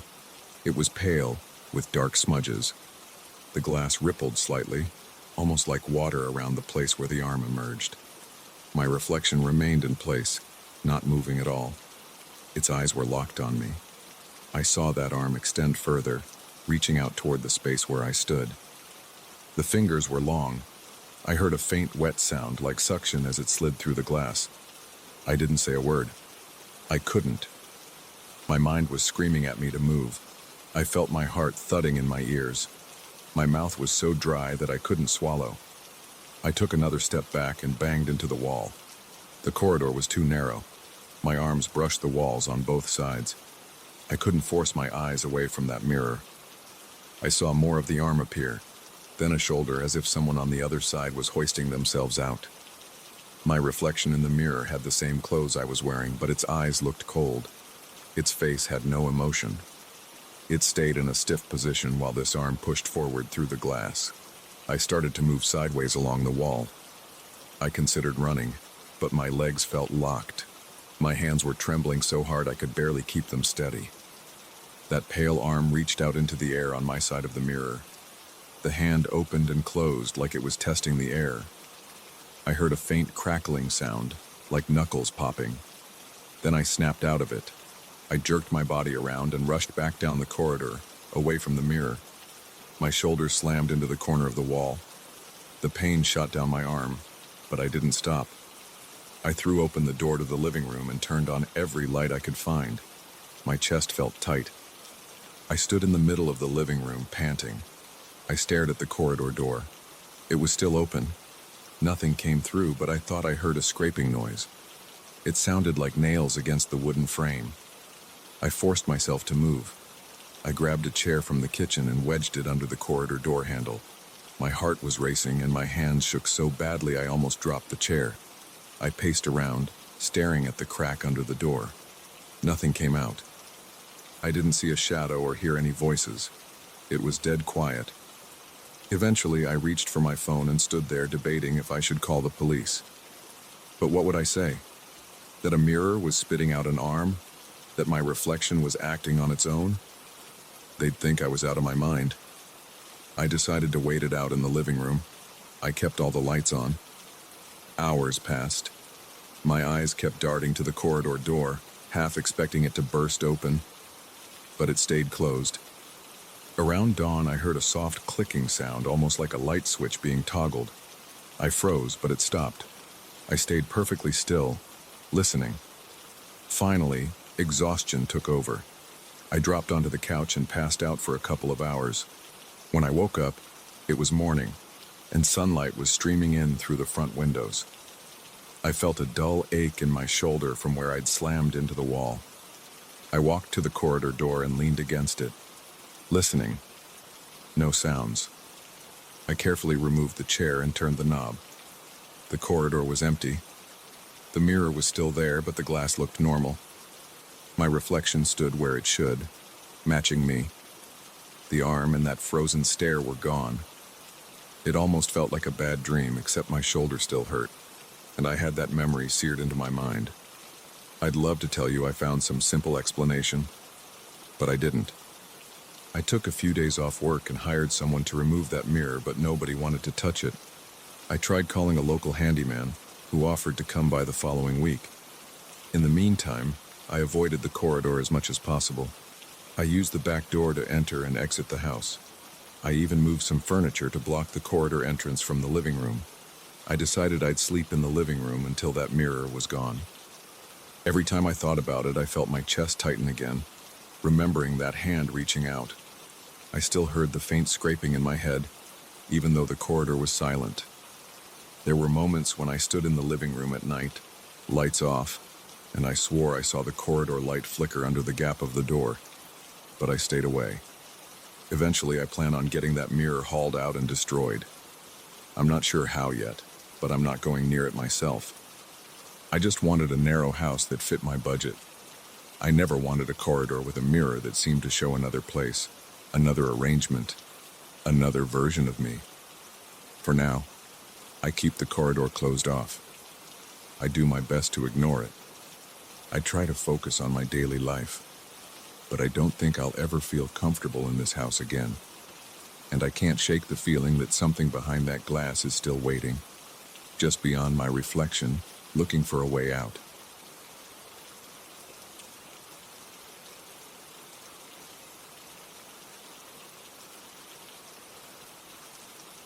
I started this job 5 nights ago and I haven't slept right since.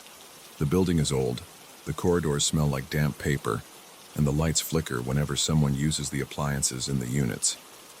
I'm the new maintenance guy, but people call me the night watchman because I'm the only one here from midnight until early morning. The moment I stepped into this place, I felt an uneasy tingle in the back of my neck.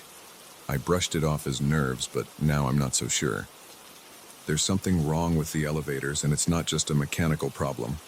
I feel it every time the doors open on their own in the middle of the night. I spend my nights walking the halls, checking for leaks, making sure no one's sneaking around or leaving trash.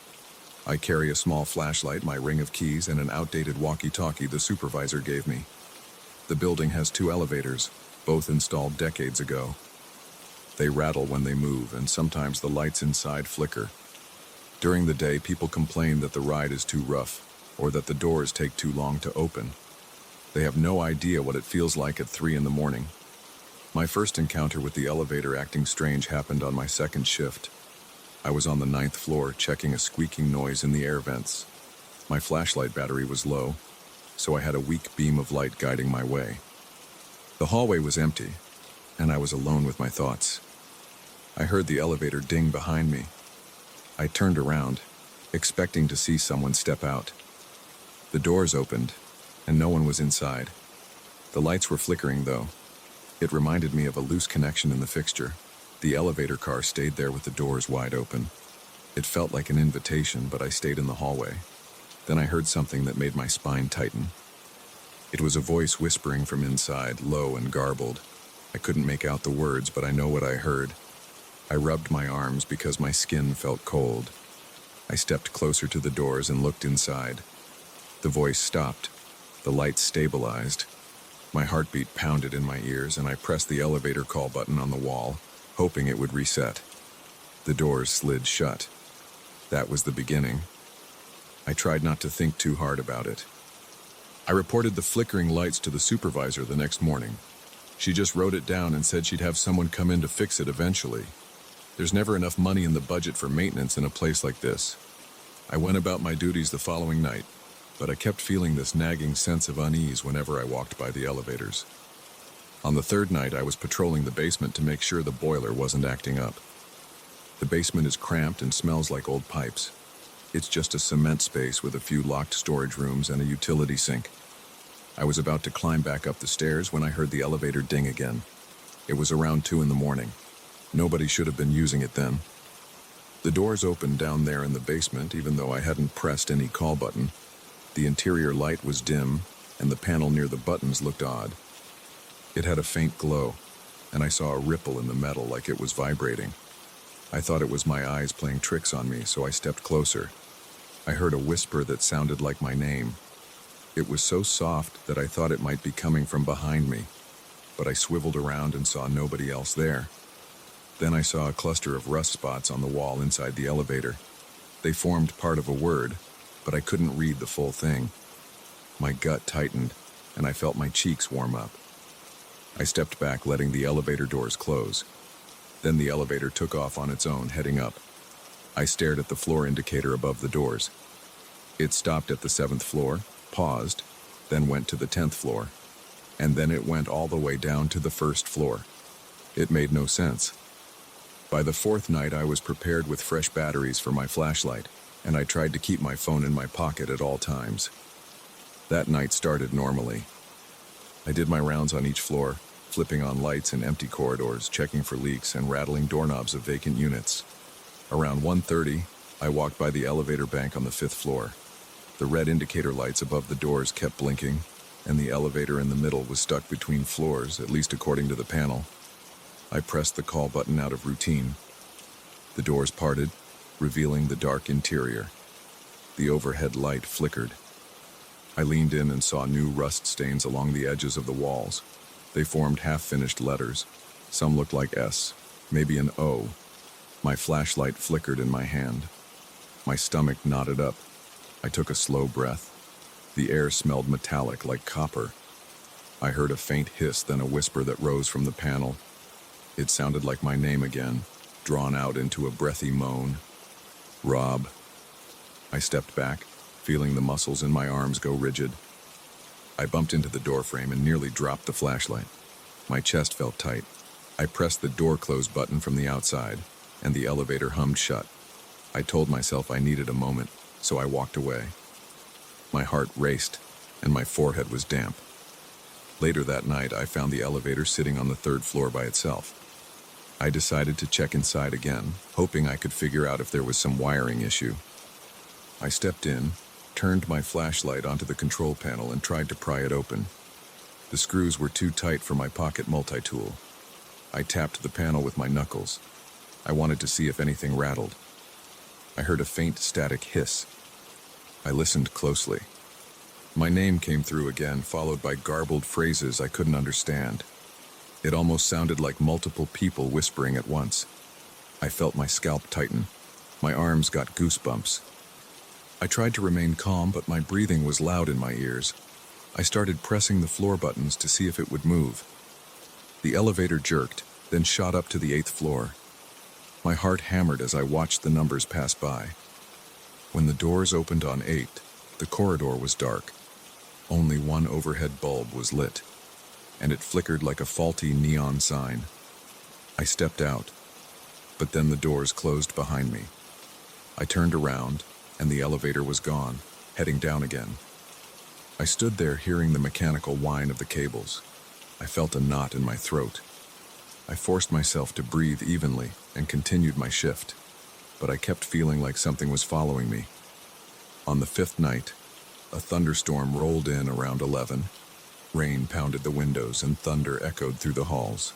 The power flickered a few times, and I started worrying about the elevators getting stuck. By midnight, most of the building's residents were asleep, so I went floor by floor, checking for any water leakage near the windows. The storm made everything more tense. The lights in the corridors kept dimming, and I could hear the wind outside. The elevator dinged repeatedly on random floors, but each time I approached, it closed and moved on before I could get a good look. I felt like it was teasing me. Around 2 in the morning, I saw that the left elevator was stuck on a floor that didn't exist according to the display. The digital panel read something like B2 or 1. I couldn't tell.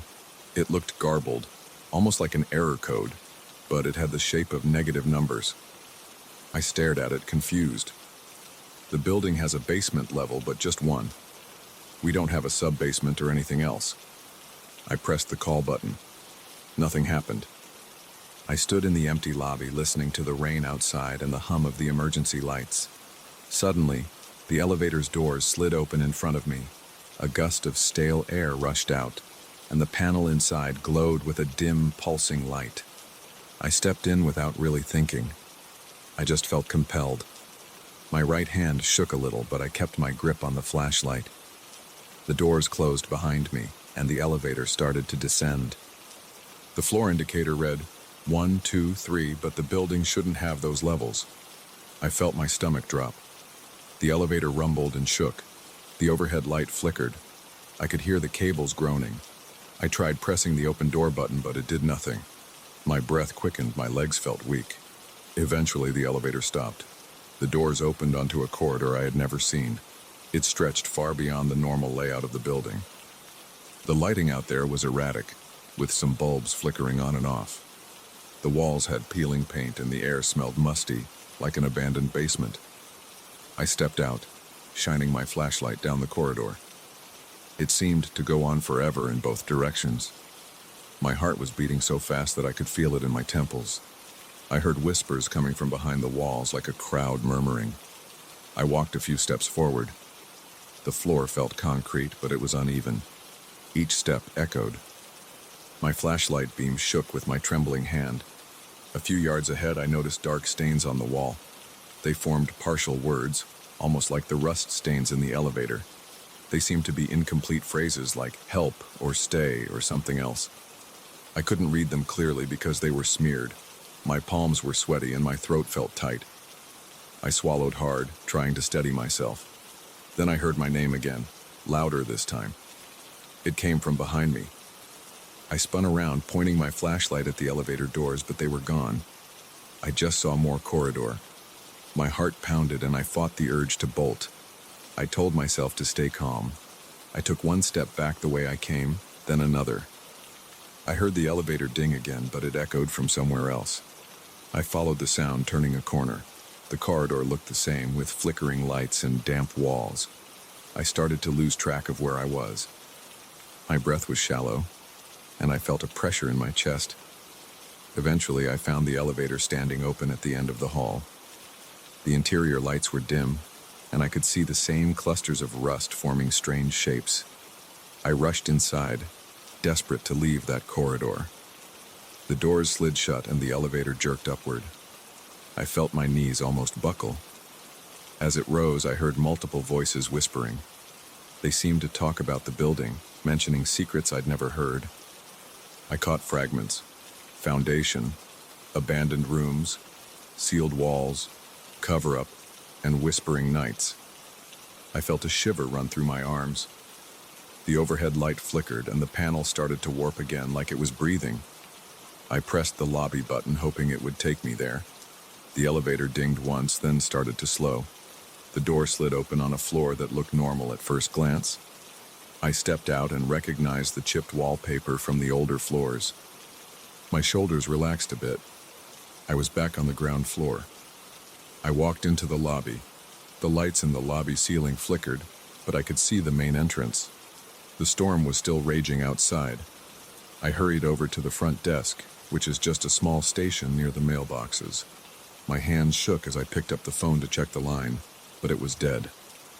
I set the phone down and took a moment to catch my breath. I could feel sweat on my forehead. My heart was hammering.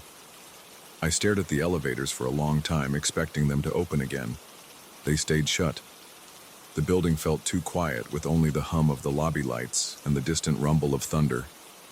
I ended up pacing around the lobby, waiting for something else to happen. My head spun with everything I'd seen. It didn't feel possible, but I couldn't deny what I experienced. Eventually, I found myself standing in front of the elevator bank again. I felt an urge to pry open the control panel in the lobby, but I also felt this intense dread, like I shouldn't mess with whatever was inside. I took a step toward the panel, but my hand shook. Instead, I just tapped the up arrow. The elevator on the right opened. It looked normal now. The interior light was steady and the panel wasn't glowing. I stepped inside, and I pressed the button for the 10th floor. The elevator responded with a normal hum, no strange noises. When I reached the 10th floor, the doors opened and it looked exactly as it should. I couldn't explain it. I finished the rest of my shift by sitting in the main office behind the lobby, flipping through old building files. I found references to renovations years ago, mentions of sealed-off areas in the basement, but nothing specific about more floors below. I saw a few old photos of the original elevator shafts, but they looked standard. My mind replayed every moment of that strange trip below the basement. The images of the corridor still made my skin crawl. I kept hearing those whispers calling my name in the back of my head. Every time the elevator dinged outside, I jumped. When morning came, I reported some of the issues to my supervisor. I left out the part about the extra floors. I told her the elevator was acting up at random, opening on its own, and making unusual noises. She looked at me like I was complaining too much, but she wrote some notes in her binder.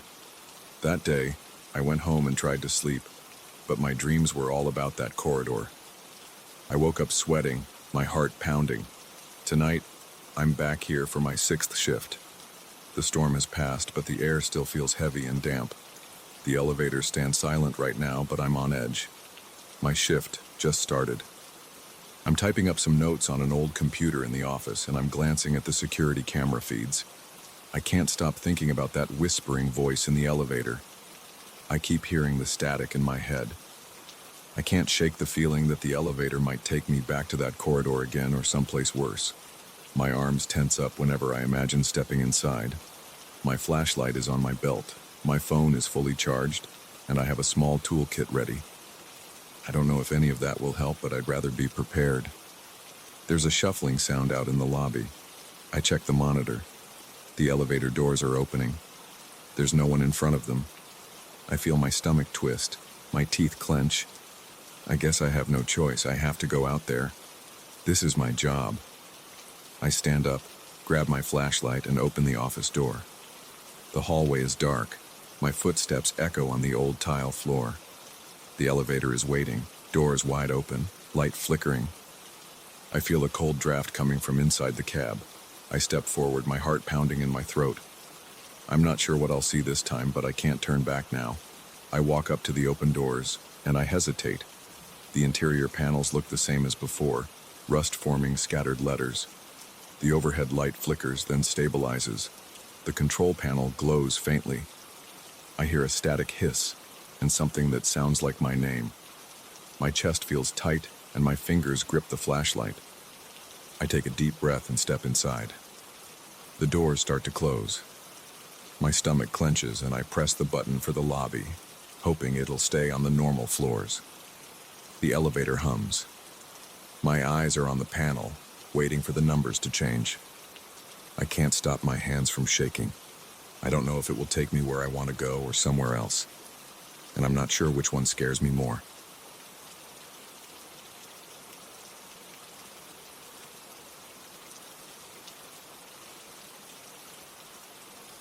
I still remember the first time I saw that opening in the rocky hillside.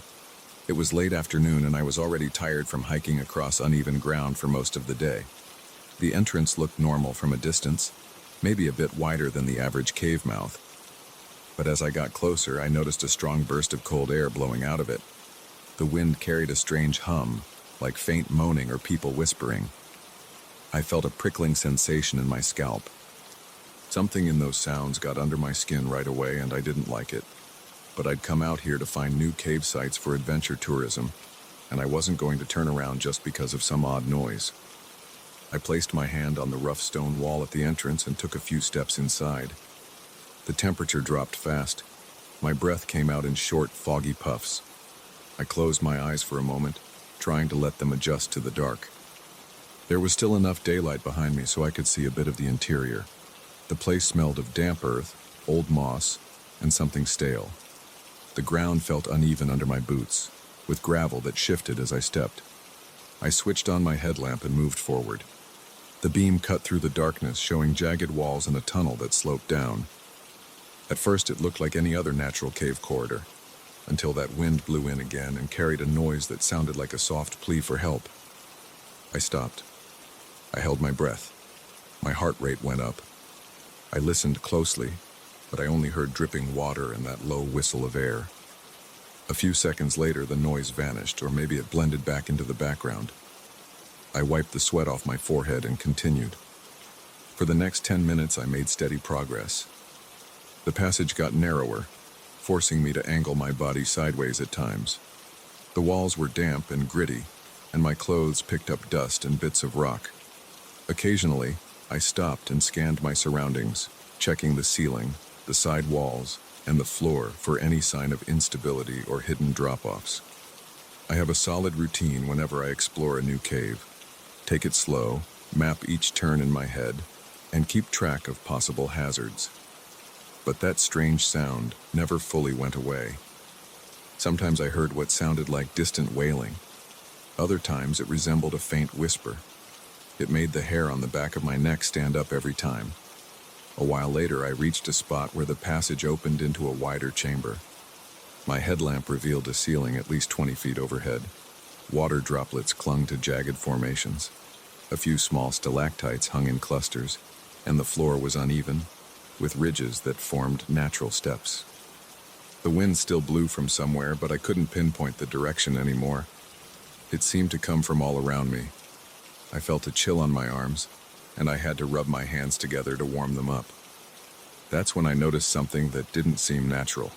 On one of the walls there were deep scratches, like someone had raked their fingernails against the rock. It's not uncommon to see scratch marks from animals, but these looked too precise and too high up. I leaned in and aimed my flashlight at them. They were arranged in rows, some overlapping. My stomach clenched when I realized they were all about the width of human fingernails. I ran my glove over one of the grooves. The edges felt sharp. I moved my beam along the wall. I spotted more scratches, and next to those I saw a series of symbols carved into the stone. I couldn't recognize any of them. They weren't letters or numbers. They looked more like random shapes arranged in small groups. Each symbol had shallow etchings with uneven lines. My first instinct was to take a picture with my phone, so I pulled it out and snapped a few shots. My flashlight flickered for a moment, and I jiggled it. That flicker made me feel uneasy, like the light might die at any second. I stepped back from the wall and looked around the chamber. The air was still cold, but I could tell the wind was shifting directions.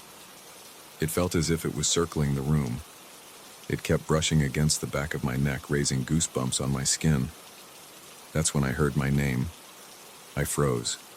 I could have sworn I heard a faint voice say, "Richard." It was stretched out, more like Richard, and it echoed once before fading. My throat went dry. I tried to steady my breathing. I told myself I must have imagined it, that it was just random cave echoes. But my mind wouldn't let go of the thought that something was calling me. I pushed forward, trying to distract myself by scanning more walls. Every few steps I spotted new symbols. Some were small and clustered together. Others were bigger and spaced out. The scratches became more frequent too, and they ran in chaotic patterns across the stone. I heard dripping water in the distance, which indicated there might be another chamber ahead. My curiosity spiked again. Despite the weird feeling in my gut, I wanted to see more of this place. I kept going. I entered a narrower tunnel that led away from the main chamber. The walls pressed in on both sides, forcing me to duck my head at times. My boots slipped on a patch of wet stone. and I had to steady myself against the wall. My hands came away muddy. The air smelled stronger here, like wet rock and stale breath. The wind came again, blowing toward me this time. It felt like a sudden gust in an enclosed space, which made no sense. It carried a faint moaning that sounded closer than before. I shone my light ahead and saw the tunnel open up into another chamber. I stepped inside. It was a bit smaller than the first one, with a lower ceiling. The floor was uneven, scattered with small rocks and puddles of water. The scratch marks covered almost every surface I could see. There was a cluster of those strange symbols on the far wall. They looked fresher, as if someone had carved them recently. I approached carefully. My skin was tingling. The voice that said my name echoed again, only louder. It sounded like a group of voices now, all whispering Richard at the same time. My heart pounded so hard, I felt it in my ears. I swept my flashlight across the symbols. They seemed arranged in a circular pattern with lines connecting them. My eyes picked up a deeper set of grooves near the bottom, almost like an outline of a hand or a footprint, but not quite. I reached out to trace them, but I hesitated. My instincts told me not to touch anything. My palm was sweating inside my glove. I backed away and tried to collect my thoughts. My mind was racing, jumping between the excitement of discovering something unknown and the urge to leave immediately. I decided I had gone far enough. The sounds were growing louder, and I kept feeling that cold wind swirl around me. My chest felt tight. My breath quickened. I wanted to get back outside, send my location info to my contacts, and return later with better gear and maybe another person. These conditions were too bizarre for me to handle alone. I turned around and headed back the way I came. At first, I retraced my steps through the smaller tunnel. It seemed familiar. I remembered the muddy patch and the slippery stone, but the path felt longer than before. I kept walking, but I didn't see the signs I expected. I used my flashlight to look for my footprints, but the ground was rocky in most places, so I only saw a few faint impressions. The deeper I went, the more I started to doubt I was on the right path. The passage twisted slightly, and I didn't recall that turn. My breathing became labored. I told myself to stay calm. I slowed down, checking the walls for any recognizable marks. But the scratches and symbols were everywhere, repeating in random patterns, so they didn't help. I stopped and looked for the glow of daylight. Nothing. I turned off my flashlight for a second, hoping to see a hint of outside light. The darkness swallowed me. My ears rang with the sound of my own breathing. Then I heard that chorus of voices whisper my name again, but this time it seemed to come from every direction. I flicked my flashlight back on, my hands shaking a bit. I tried to push down my panic and think logically. I reminded myself I had only come through one main route, so the exit had to be somewhere in front of me if I kept going. I followed the tunnel further, but the walls began to change. The rock composition looked different, smoother in some spots and rougher in others. There were more droplets of water running down. The air felt heavier. My headlamp started to flicker again. I smacked it with the palm of my hand. It stayed on, but the light looked dimmer. I cursed under my breath and picked up the pace. I spotted another opening ahead, a bit to the left. My instincts told me it might be the original chamber, but when I got there, it wasn't. It was a dead end with nothing but piles of loose rocks. I turned around, shining the flashlight on the walls, trying to find the correct passage. The sounds around me grew louder. Those voices seemed to merge into one continuous moan. My heart thumped. My mouth felt dry, and my tongue was sticking to the roof. I forced myself to keep moving, scanning each crevice. My boots slid on damp stones. My shoulder brushed against a jagged edge, and I felt a sharp sting. My jacket tore, but I didn't stop to examine the cut. I needed to get out. After several more minutes, I found a corridor that looked a bit more familiar. It had a slight upward slope, which I remembered. I breathed out a shaky sigh and hurried along. I expected to see the large chamber with the high ceiling any second, but when I stepped through, I saw a different chamber. This one was smaller, with a ring of water puddles around the edges and a single stalagmite in the center. I hadn't been there before. The wind whipped past me, but this time it blew inward as though it was coming from behind me and heading deeper into the cave. I heard faint sobbing sounds drifting on that cold draft. I yelled, "Hello?" My voice echoed, but no one answered. It felt wrong to speak in that place. The echo of my own voice sent a shiver through my spine. I pressed on, determined to find a path out. Every step felt heavier, like the air was squeezing my chest. My flashlight beam shook from the tremor in my hands. The walls glistened with moisture, and I saw more scratch marks. Some of them looked like they dug even deeper into the stone, as if made by someone in a desperate struggle. At one point I stopped because I heard my name repeated in a rapid whisper. "Richard, Richard, Richard." It came from the darkness behind me. I spun around and held my flashlight high. I saw nothing but the shine of wet rock and scattered shadows. The hair on my arms stood on end. My heartbeat pounded in my ears. I took a step backward, and I almost lost my footing on a loose rock. I realized I was near panic. My breathing was too fast. I tried to slow it down. I needed to think straight. I forced myself to keep moving, scanning the floor for footprints or any sign of my earlier path. Everything looked different. The environment seemed to shift. The wind still blew, but it felt stronger, carrying low moans that overlapped. My thoughts kept jumping around. I tried to remember exactly how many turns I took coming in, how many times I passed a certain formation. It was like the cave had changed shape behind me. Another 10 minutes passed, at least it felt like 10 minutes, before I spotted something familiar. There was a small crack in the wall near the floor, and I remembered stepping over it. My chest flooded with relief. I moved faster, but then I saw that the corridor led me to a new chamber that I didn't remember at all. My flashlight picked out a wide opening on the far side. The wind howled through that opening like a tunnel for a storm. I gritted my teeth and moved toward it. If I couldn't find the entrance I used before, maybe I could find another exit. I inched through that wide opening. It led into a tunnel that sloped upward. My spirits lifted. If it went up, there was a chance it reached the surface. The wind was blasting from that direction, cold and relentless. It felt like it was pushing me back. I had to brace my feet to keep from stumbling. My eyes watered from the chill. The echo of voices grew louder. They sounded like pleas, half-formed words, cries that I couldn't identify. They swirled around me, swirling with the wind. I pressed on, step by step. My legs started to ache and my lungs burned from the damp, cold air. I felt sweat running down my back under my jacket. Finally, I saw what looked like an opening overhead. The beam of my flashlight showed a rocky slope that led up to a crack in the ceiling. I climbed carefully, gripping the rock with my gloved hands, looking for stable footholds. But when I got close, I saw it was just a deep recess, not an exit. My heart sank. I fought the urge to yell in frustration. The moaning voices behind me seemed to get closer. I could feel the vibrations in the stone beneath my fingers. I scrambled back down, almost twisting my ankle as I landed. I coughed, my throat raw from the cold and from panting so hard. I checked my phone for any signal, knowing it was probably useless. The screen read, "No service."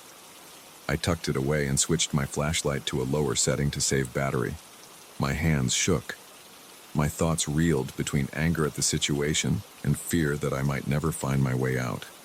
But I refused to think that way for long. I had to focus on finding a path. I went back along the tunnel, feeling every inch of the walls. I stumbled on loose rocks more than once. One time I fell to one knee and scraped it against a sharp edge. Pain shot through my leg. I clenched my jaw to keep from shouting. My kneecap throbbed.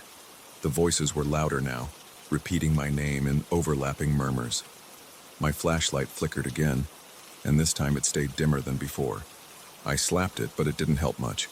Eventually, I came to a place where the passage seemed to split in two directions. One corridor sloped slightly downward. The other looked level. Neither looked inviting. The wind was coming from somewhere else now, maybe behind the walls or through cracks. I couldn't pinpoint it. My chest tightened, and I felt a rush of panic in my stomach. My mouth felt like sand. My mind bounced between the two choices. I picked the level corridor. I walked for a few minutes, hearing water dripping and the crunch of gravel under my boots. The walls were less jagged here, as if worn smooth by ancient flows of water. I tried to keep my attention on the possibility of finding any natural light, but every time I looked ahead, all I saw was darkness. My flashlight was the only source of illumination, and it was weak. The voices still buzzed around me, sometimes sounding right next to my ear. I kept twisting my head to check, but there was no one there. Then I heard a rush of air behind me. I felt it on my back. It sounded like a heavy sigh, almost an exhale from something large. I spun around. The corridor was empty, but my flashlight flickered across the walls. I stepped backward, keeping my eyes on that spot. The sound happened again, a low, drawn-out moan. My name was in it. Unmistakable. Richard! My entire body broke out in goosebumps. I gripped my flashlight until my knuckles hurt. I forced my legs to move faster. I had to find a way out, or at least find the main chamber again. My lungs ached as I breathed in the cold, stale air. My knee kept throbbing from the fall. The floor dipped a bit and I slipped. I landed on my side and felt rocks dig into my ribs. I cursed and pushed myself up. My flashlight almost fell from my grip. A wave of pain shot through my hip, but I ignored it. I kept going. At last I reached another chamber. The wind was stronger here, blowing inward. I recognized some of the scratch marks on the walls. I realized it was the first wide chamber I'd entered, but now the opening to the outside wasn't where I remembered it. The wall at the far end was solid stone. My chest pounded. My breath caught in my throat. That's where the exit had been, or at least that's what I thought. Now it was gone or sealed off. The wind hissed all around me, carrying desperate murmurs that made my ears buzz. I ran my hand over the wall, feeling for any crevice. It was rough and cold, but there was no gap. I slammed my fist against it. The sound echoed and the whispering rose into a louder chorus. My name repeated over and over, rolling around the space like a wave of sound. My pulse raced so fast I thought I'd pass out. I stumbled back and tried to shine my light on every corner of the chamber. No exit. The only way out was the way I came in. I collapsed on one knee, gasping for air. My hands shook. I tried to think of a plan, but the voices kept coming, echoing my name in a desperate chant. I felt the cold wind swirl toward me from the interior of the cave, bringing that chorus right into my face. It felt like the entire place was alive, pressing in. I stood up, forcing myself to move. I had to keep going, even if I had to crawl my way back. I walked to the passage that led deeper inside, the same passage I'd taken before. The wind whistled around the corner and the moaning got louder. I steeled myself and stepped forward. I knew that was my only option. My body felt heavy, but I pressed on, letting the cold drafts guide me into the darkness. The voices kept whispering my name, and I felt them right behind me. I just kept walking, determined to find another path to the surface, no matter how long it took.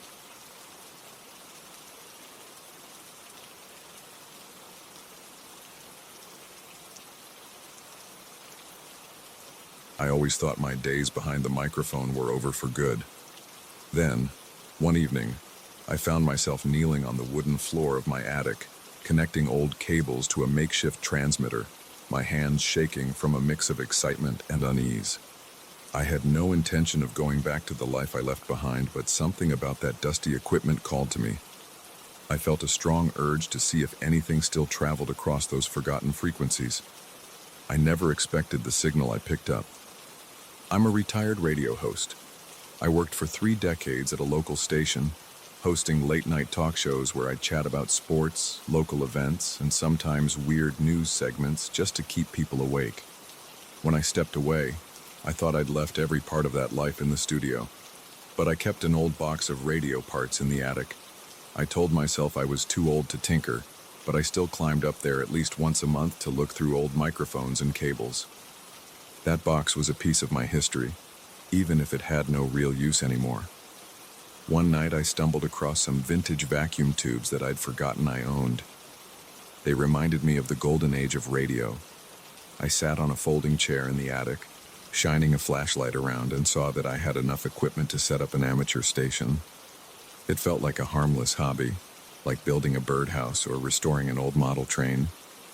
So I brushed off the dust, brought in a small table, set up a shortwave receiver, and added a microphone. The attic smelled musty, the insulation exposed in places with wooden beams above my head.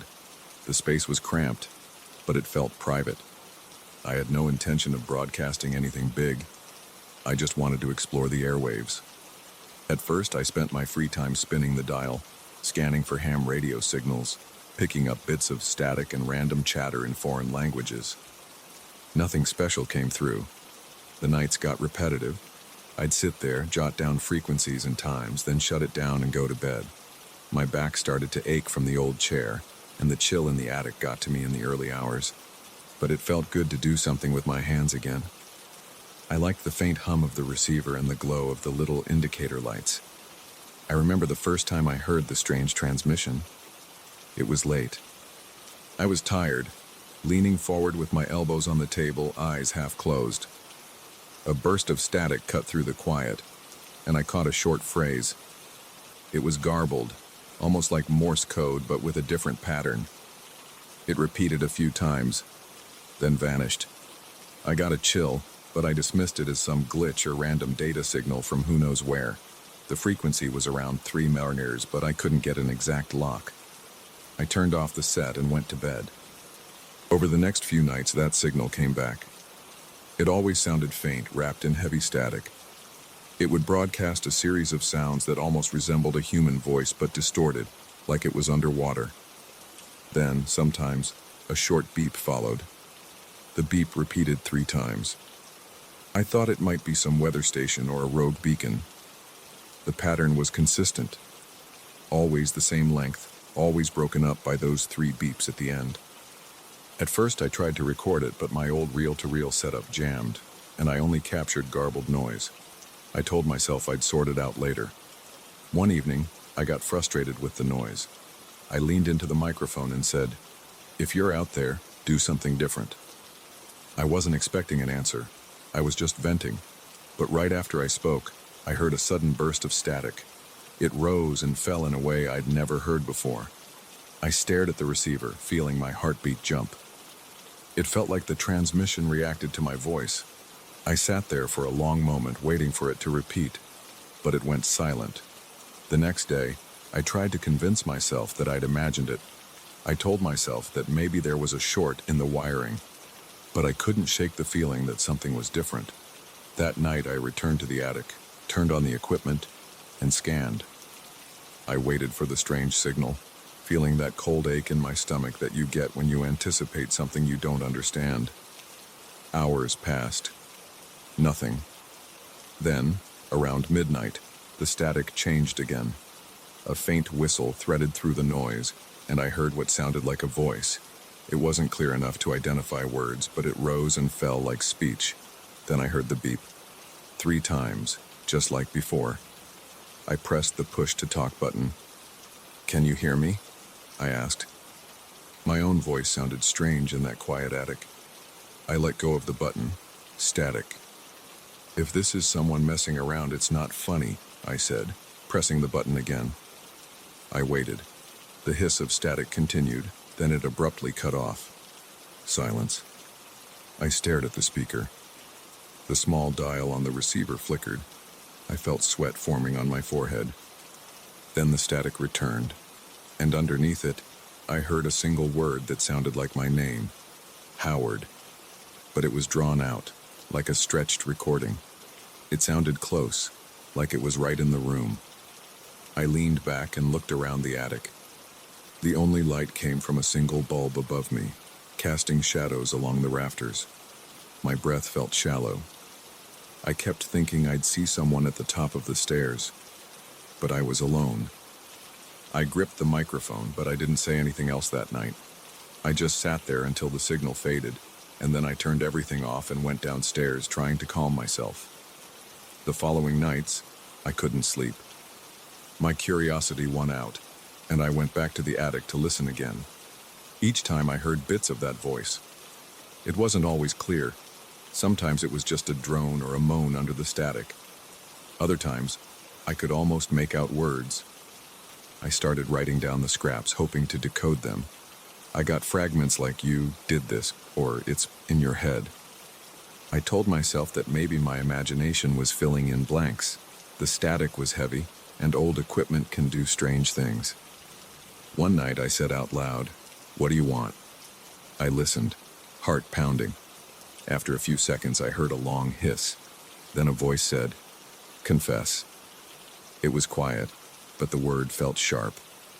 I dropped my notepad. I tried to speak again, but my throat felt tight. My hands shook.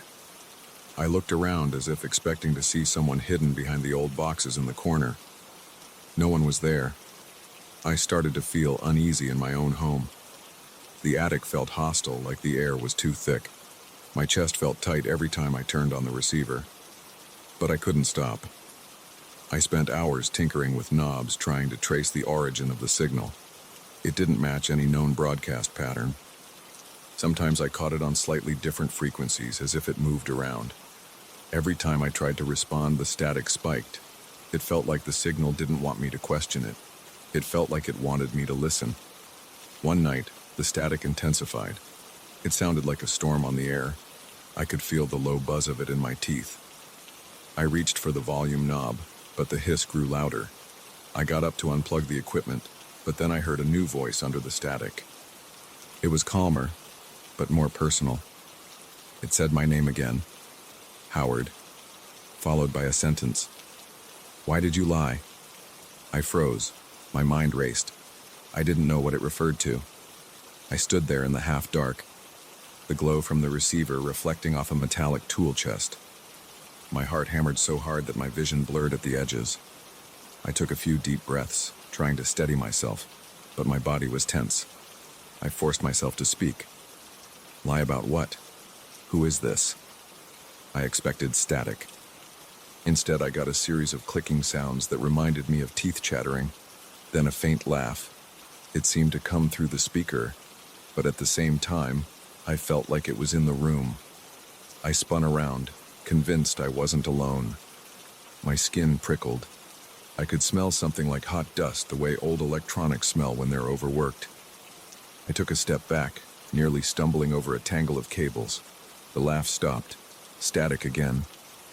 Over the next few days, I tried to ignore the attic. I stayed in the lower part of the house, kept the trapdoor shut, and avoided that musty smell. But at night, I couldn't sleep. My dreams were full of static. I heard the beeps in my sleep 3 times, over and over. My jaw clenched whenever I thought about that voice. I wanted to throw the equipment out. But at the same time, I felt a pull to return. It was a strange feeling, like I was locked in a conversation I couldn't end. So eventually, I decided to confront it. I climbed back up with a flashlight. It was around 11 at night. The air felt cold, even though the rest of the house was warm. I knelt down by the table, turned on the receiver, and waited. The static was soft at first. I said, "All right, I'm here. Say what you need to say." My voice sounded shaky, but I kept my grip on the microphone. The static rose. I heard that quiet mumbling again. Then a phrase broke through. "You hid it." I asked, "Hid what?" The response came in a low murmur. "You know?" I felt a shiver run down my spine. I whispered, "I don't know what you're talking about." Then I heard my own name repeated in a harsh tone. "Howard, you know." The last word dragged out until it dissolved into a rasp. I realized I was sweating. My shirt stuck to my back, and my mouth tasted bitter. I set the microphone down, thinking I'd had enough. But the voice kept going, repeating, you know, like a broken record. Then it stopped and the static faded. The transmission ended for the night. I went downstairs in a daze, locked the attic door, and tried to push the incident out of my head. In the following days, I kept the attic locked. I tried to go about my normal life. I cleaned the kitchen, watched TV, even visited some old coworkers for coffee. But at the back of my mind, I felt an itch. The voice had sounded like someone I once knew. The The tone, the pacing, it reminded me of a friend I had argued with long ago. But that friend lived across the country, and I hadn't spoken to him in years. It made no sense. And yet, I couldn't shake the feeling of recognition. Late one afternoon, I heard a humming sound coming from above. It was faint, like an old air conditioner running behind the walls. I opened the attic door a crack and heard the radio static, though I was sure I'd turned the set off. I went up carefully, step by step. The radio was on. The power light glowed a dull orange. My heart jumped. I know I didn't leave it plugged in. I approached the table and saw the microphone lying on its side. The speaker hissed with a low pulse. I felt my stomach tighten. I reached out to shut it off, but before I touched the switch, the static surged. A voice spoke again. "Stop running." My hand was still in the air. I felt the skin on my arms tighten with goosebumps. I didn't speak. I just stared. The static expanded, filling the room with a roaring noise. I had to cover my ears. I shouted, "Who are you?" The static dropped for a moment, then I heard a whisper. "Behind you." I spun around so fast I knocked over my chair. Nobody was there, but I felt something. The air felt charged, like the space behind me was occupied by something breathing. I lurched forward, nearly tripping on the cables. My pulse pounded in my neck. I turned back to the radio, intending to unplug it. My hand shook as I reached for the cord. Another surge of static hit, and I heard a long, drawn-out groan. It sounded like it was coming from the far corner of the attic. I turned my flashlight in that direction, but I saw only old boxes and piles of junk. Yet I heard the floor creak. It sounded like footsteps coming closer. I couldn't see anything, but I could feel the hair on the back of my neck standing up. The footsteps stopped a few feet away from me. My breathing got ragged. The static softened, and a voice said, "You can't hide." I yanked the cord from the socket. The radio went dead. My flashlight flickered. The footsteps stopped. The attic fell silent. I just stood there, panting, trying to make sense of it. My heart thumped so loud it hurt. My mind felt like it was spinning, trying to figure out if something was in there with me, or if I was having some sort of breakdown. I left the attic and locked the door. That night, I hardly slept. Every sound in the house made me jump. The next day, I tried to get rid of the equipment. I carried the pieces down to the garage, but I couldn't bring myself to dump them. I felt an odd connection, like if I threw them away, I'd be giving up on finding answers. I left them in the corner of the garage, covered with a tarp, thinking I could decide later. That same night, I heard the attic door creaking on its own. I ran to check and it was shut, but I heard faint static through the ceiling. I pressed my ear against the door. The radio was back on. This time, the voice was clearer than ever. I couldn't make out every word, but I caught phrases. "He's not honest. He kept it hidden. He deserves it." My chest felt tight. I kept thinking it would name something specific, but it never did. It just accused me of things I'd never told anyone. The words, "You deserve this," echoed in my mind. I had no idea what I deserved. I gathered my courage and opened the attic door. The static was loud and pulsing. I climbed up, feeling sweat on my forehead. I saw the radio on the table again, plugged in, but I was sure I left it in the garage. The microphone was upright, as if someone had placed it there. My head spun. I walked over, determined to shut it off, but I heard a voice behind me. "I'm here." I spun around. Nobody. But I felt warmth on my neck like breath. I lost my composure and shouted, "Stop it!" Then the static died. Silence. Total silence. I stood there, gripping the edge of the table for support. My hands trembled so much I could hardly stand. I felt a presence just a few inches behind me, like a person looming over my shoulder. My limbs felt heavy. I wanted to run, but I couldn't move. Then I heard a faint whisper in my ear. It had the tone of someone I once cared about, but it was twisted. It said, "You can't escape." My heartbeat hammered. I spun around, half expecting to see a figure. There was only the low light from the bare bulb. The floorboards creaked under my feet. My vision blurred with tears I didn't even realize were forming. The presence lingered. I could sense it. I realized that something was trying to come through the radio. It wasn't just a voice on the airwaves. It was more than that. It wanted to break the barrier between sound and physical space. I swallowed hard, feeling dryness in my throat. I reached out and grabbed the radio, ripping cables out without looking. The static cut off for good. The presence faded, but I still felt uneasy, like it was waiting. I backed toward the stairs, not turning my back on that corner of the attic. Then I got out of there. I haven't touched a radio since that night. I haven't been back to the attic, and I keep the door locked. I don't care if it's irrational. Something waits up there, something that feels tied to my past in ways I still don't understand. I can't explain how the equipment turned on by itself or how the voice knew my name and my secrets. I just know I heard it, and I felt it standing behind me. I'm done trying to figure out if it's in my head or if it's real. I don't want to give it another chance to cross over. That's all I can say. I'm leaving the attic alone. If something's there, it can stay in the static. I don't have any more confessions to make.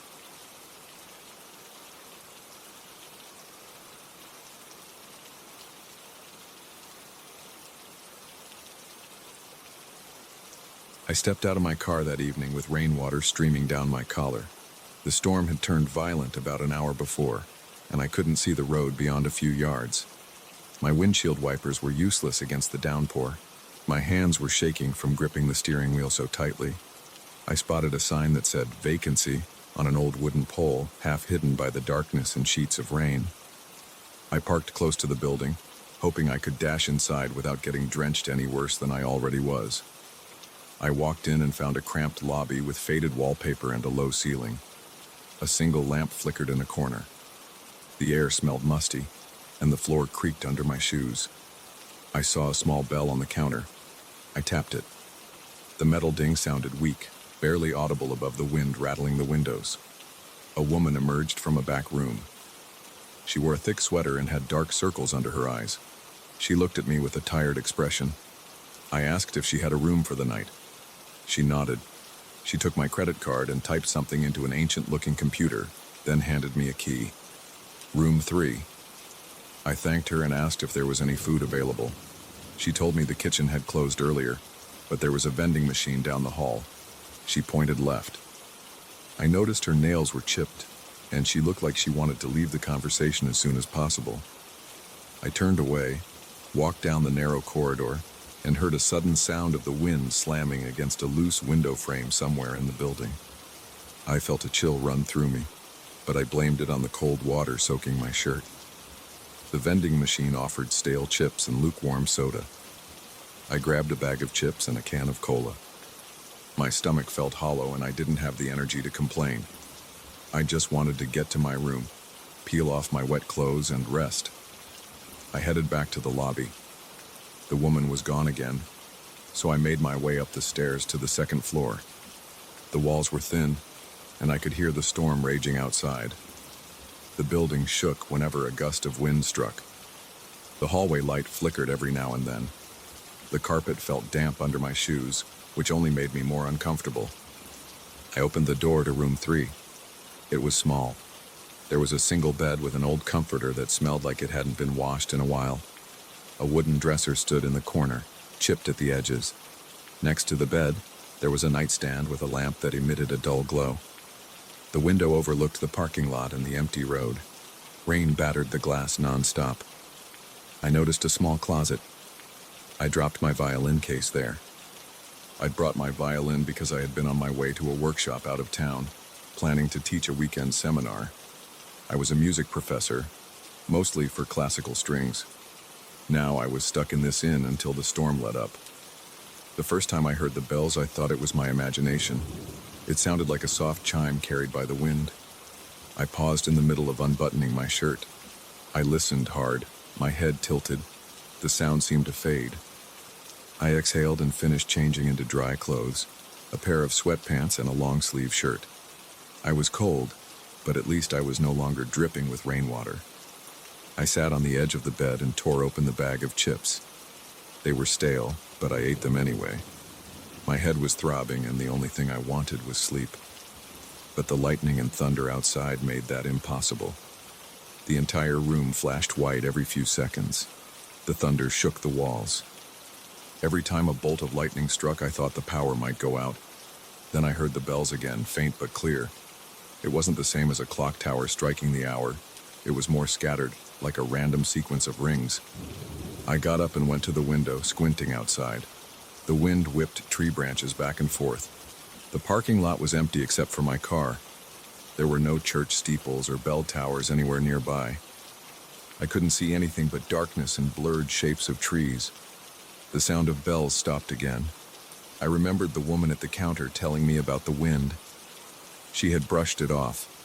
I told myself that it must be some odd effect of metal roof parts banging outside or something similar. I turned off the lamp and got under the covers. I tried to block out the storm. The wind kept howling, and the windows rattled non-stop. I felt my heart pounding because I was tired and tense. Then the bells started again, louder this time. I tensed up, waiting for the sound to go away. It didn't. It rose and fell with the wind. Each ring made my muscles tighten. I felt my heart beat in my ears, and each pulse seemed to line up with the bells. It was like a distant echo of my own heartbeat. I sat up again, breathing hard. I flicked on the lamp and stared around the room. Everything looked normal. The walls were worn, the furniture old, the floor dusty. The bells sounded close, almost right outside my window. I went over to check again, but all I could see was the storm. My palms were sweating. My chest felt tight. I tried to calm myself by taking slow breaths. The bells kept ringing, always in that scattered, uneven rhythm. I put on my shoes, grabbed my key, and walked downstairs to the lobby. The desk was empty. I leaned over the counter and called out. After a few seconds, the woman appeared from the back. She looked irritated. I asked her about the bells. She said she had never heard any bells around here, especially not at night. She reminded me that the wind made all kinds of noises when it was this stormy. I told her it sounded too much like actual bells. She repeated that there were no bells in the area. No churches for miles, no wind chimes on the property. She told me to get some rest. I stood there in the lobby for a moment, listening to the building groan under the pressure of the storm. I felt foolish, but I couldn't shake the feeling that something was wrong. Eventually, I went back to my room. The bells started up again as soon as I entered. They sounded even more insistent. I sat on the bed and tried to ignore them. My mind wouldn't settle. My chest felt tight. I tried to focus on normal everyday details, but the ringing invaded my thoughts, matching every beat of my heart. I reached for my violin case. I thought maybe I could distract myself by playing something simple. I set up my shoulder rest, tightened the bow, and took a moment to test the strings. They were in tune. I raised the instrument to my chin and tried to play a short, calm piece. As soon as I drew the bow across the strings, I heard the bells inside the notes, as if they had blended with the tone. It was faint at first, but then it got stronger. My hands trembled. The pitch of the violin clashed with the sound of the bells. They seemed to create a discordant echo that pulsed in my ears. I stopped playing and lowered the violin. My breathing was ragged. I set the violin on the bed. I couldn't believe what I was hearing. My head felt heavy, and my throat was dry. The bells weren't stopping. They followed me, no matter how hard I tried to block them out. I walked back and forth across the room, hoping the movement would calm me. It didn't help. The wind slammed against the window and the thunder kept rolling. The bells were the worst. They felt like they were right next to me sometimes. My heart thumped fast, and the bells thumped with it. I decided to go outside, even in the storm, just to see if there was something out there making the noise. I grabbed my jacket and stepped into the hallway. The corridor was dim. The stairwell felt cramped. I stepped into the lobby and walked past the counter. I could see the woman's shape in the back room, but I didn't want to bother her again. I headed for the main door and opened it. Rain blew in my face, and the wind nearly knocked me backward. I forced my way outside. I stood under a small awning and looked around the parking lot. Rain pelted my jacket and jeans. The thunder was louder out here. Lightning lit up the sky for a split second at a time.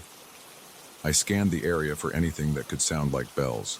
A piece of loose metal, a sign, anything. I couldn't see anything suspicious. Just my car, a few puddles, and the outline of trees.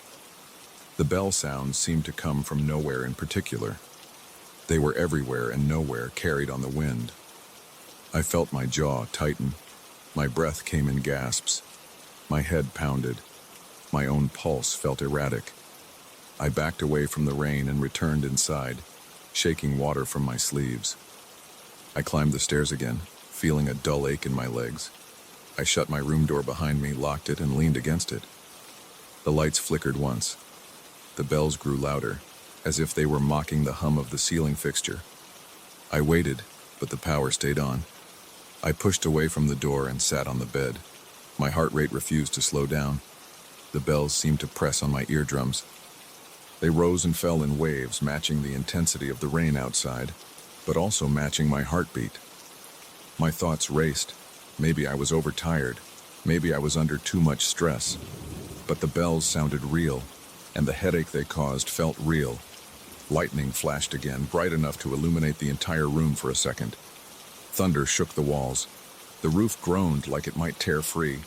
The bells clanged along, heavy and unrelenting. I squeezed my eyes shut. My head felt squeezed by pressure. I could feel sweat on my forehead and in the small of my back. I tried to count backward from 10, but each number got lost in the noise. The air smelled damp, almost moldy. I stood up, pacing again, desperate for relief. I picked up my violin, thinking maybe if I played louder I could drown out the bells. I placed it under my chin and drew the bow across the strings in a forceful stroke.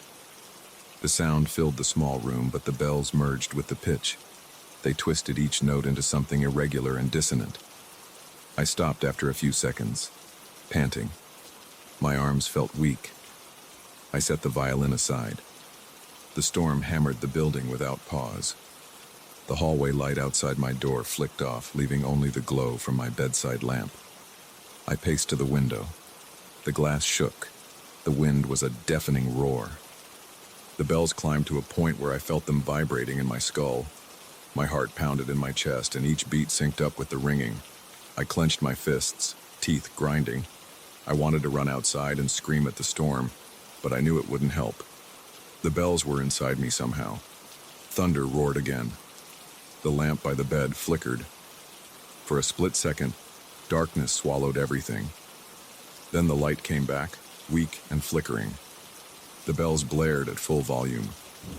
I pressed my hands to my ears and stumbled against the dresser. The corner dug into my hip. I hissed in pain. My ears rang with the bells, which felt impossibly loud now, hammering in perfect sync with my heartbeat. My breathing turned shallow. I pushed away from the dresser and slid down to sit on the floor. My back scraped against the wall. My chest rose and fell fast. The bells repeated the same pattern, over and over, never slowing.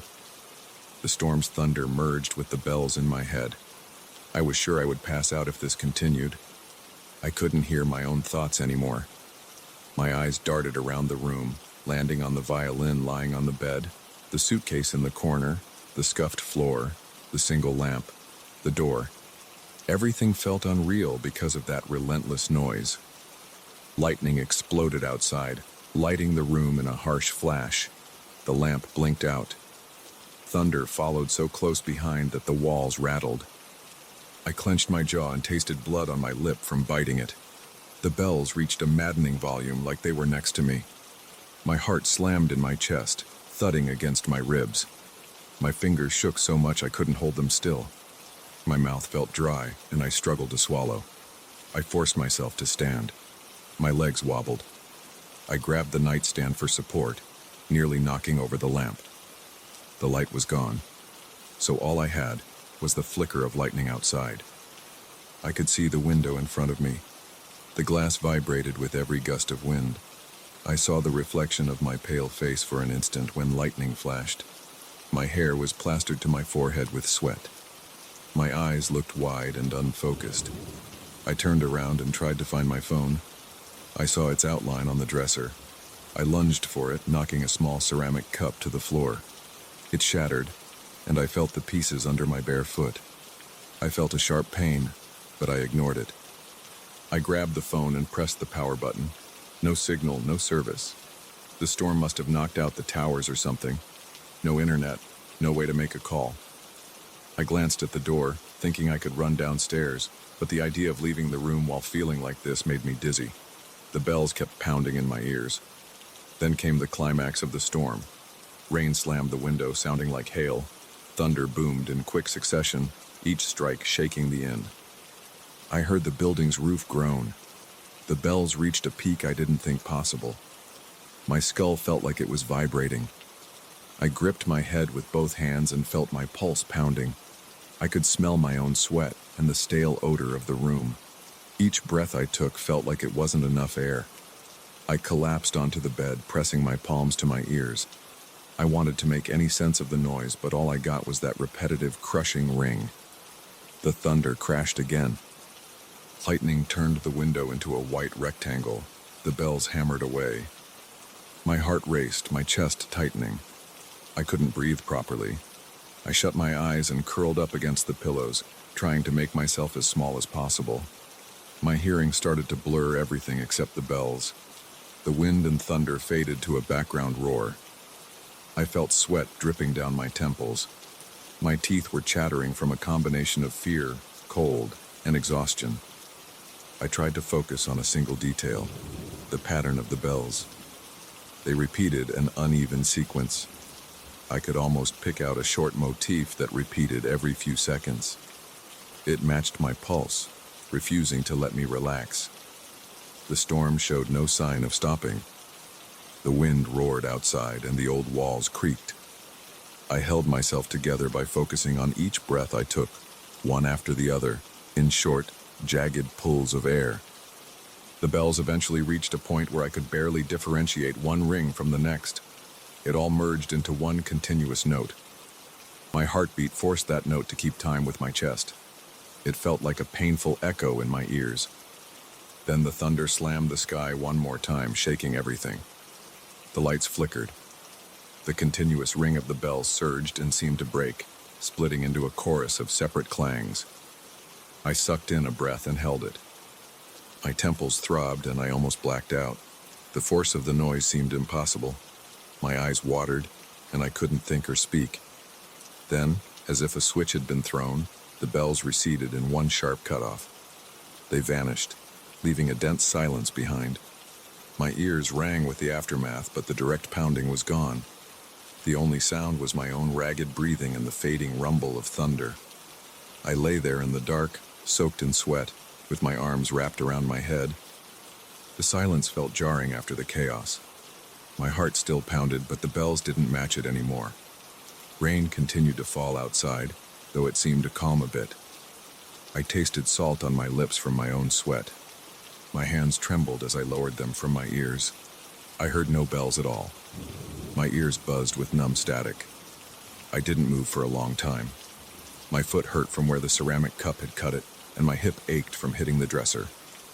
Eventually, I managed to sit up, gripping the side of the bed for support.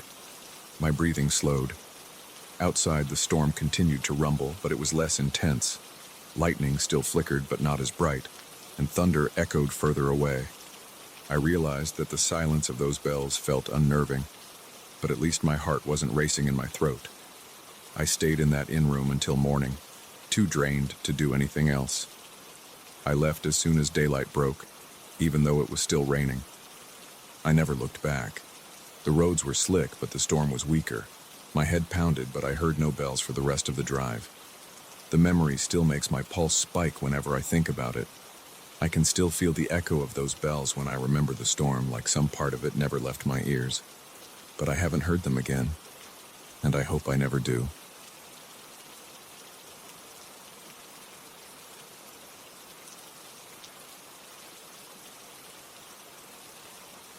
I moved into the old studio on a Sunday afternoon.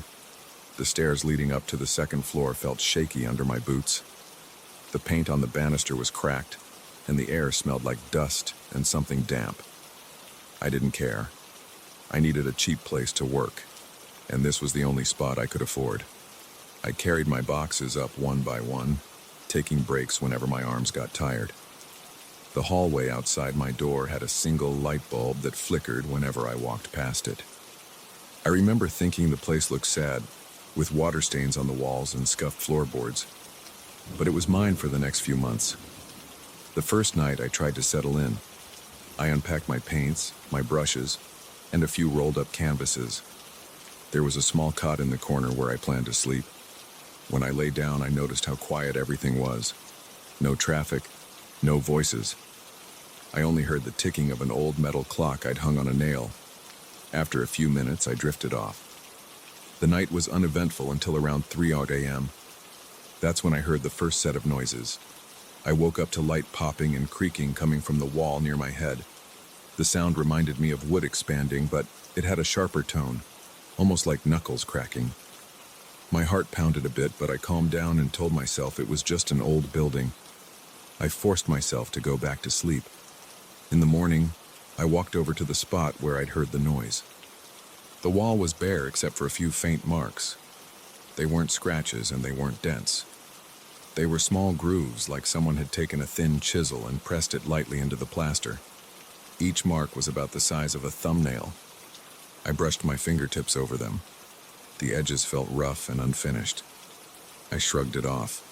I figured the place had been through a lot of tenants, and maybe somebody had done some weird decorating once upon a time. That day, I focused on setting up my painting area. I had a sturdy easel that I placed near the window. The light was decent, even though the glass was a bit dirty. I set out my oil paints, my palette, and a jar for cleaning brushes.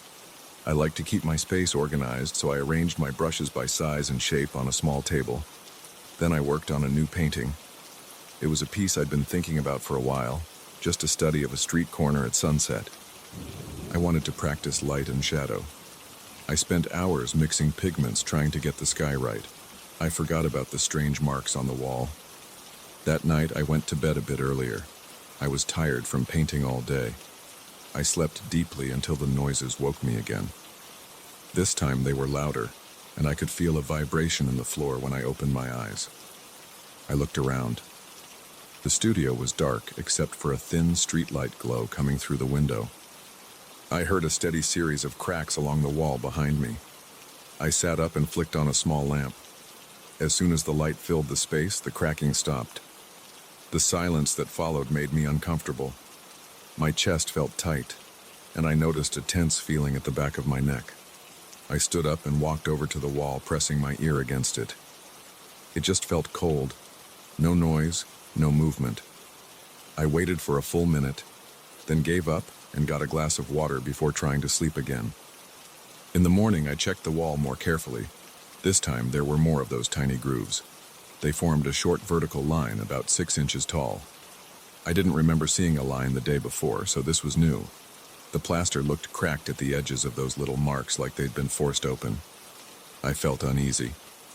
I ran my hand along the wall and felt a few of the grooves catch on my fingertips. The line seemed too purposeful to be random cracks. But I had work to do, so I tried to ignore it. I went back to my painting and spent the day focusing on the details of the street corner. That afternoon, I noticed an odd feeling while I was painting. It was like someone was staring at me from across the room. I kept glancing over my shoulder, expecting to see someone or something, but the place was empty. Each time I turned back to my canvas, I felt a prickling sensation on my skin. My stomach churned a bit. By early evening, I was so uneasy that I decided to paint over the wall where the marks were. I figured I would just get some primer and cover the whole section. Maybe that would settle my nerves. I dragged out a can of primer and a wide brush. I taped off the floor to avoid drips. When I applied the first coat, the bristles got stuck in the grooves. It was like painting rough stone. The tension in my chest grew worse. My breathing felt shallow. Halfway through, I thought I heard a faint whisper, but I couldn't make out words. It sounded like someone breathing out very close to my ear. I stopped and looked around, but no one was there. I forced myself to finish the primer coat. After that, I cleaned up, made a quick dinner, and tried to distract myself with a book. That night, I couldn't sleep. The wind outside the window rattled the panes. Around midnight, I heard a soft voice inside my head. It said my name in a low tone, stretched out and quiet. My heart thundered. I sat up in bed, beads of sweat forming on my forehead. The hair on my arms stood up. I knew I was alone, but I couldn't shake the feeling that the voice was in the room. I thought maybe stress was getting to me. I told myself it was my imagination. Eventually, I drifted off, but my sleep was restless. The next morning, I went straight to the wall to see if the primer had dried properly. I was sure I'd covered every inch of the surface, but the marks were still visible. The paint had clung to the edges, forming a rough outline around them. They seemed sharper now, like the grooves had grown deeper. The vertical line was more pronounced. I noticed faint shapes branching out from it, almost like tiny arms or branches. It made me nervous. I grabbed my brush again and tried another layer, but the paint kept sliding off the grooves. No matter how many strokes I used, the untals remained. By the afternoon, I started hearing the whispering more clearly. It was like an echo inside my head, but it came from the wall.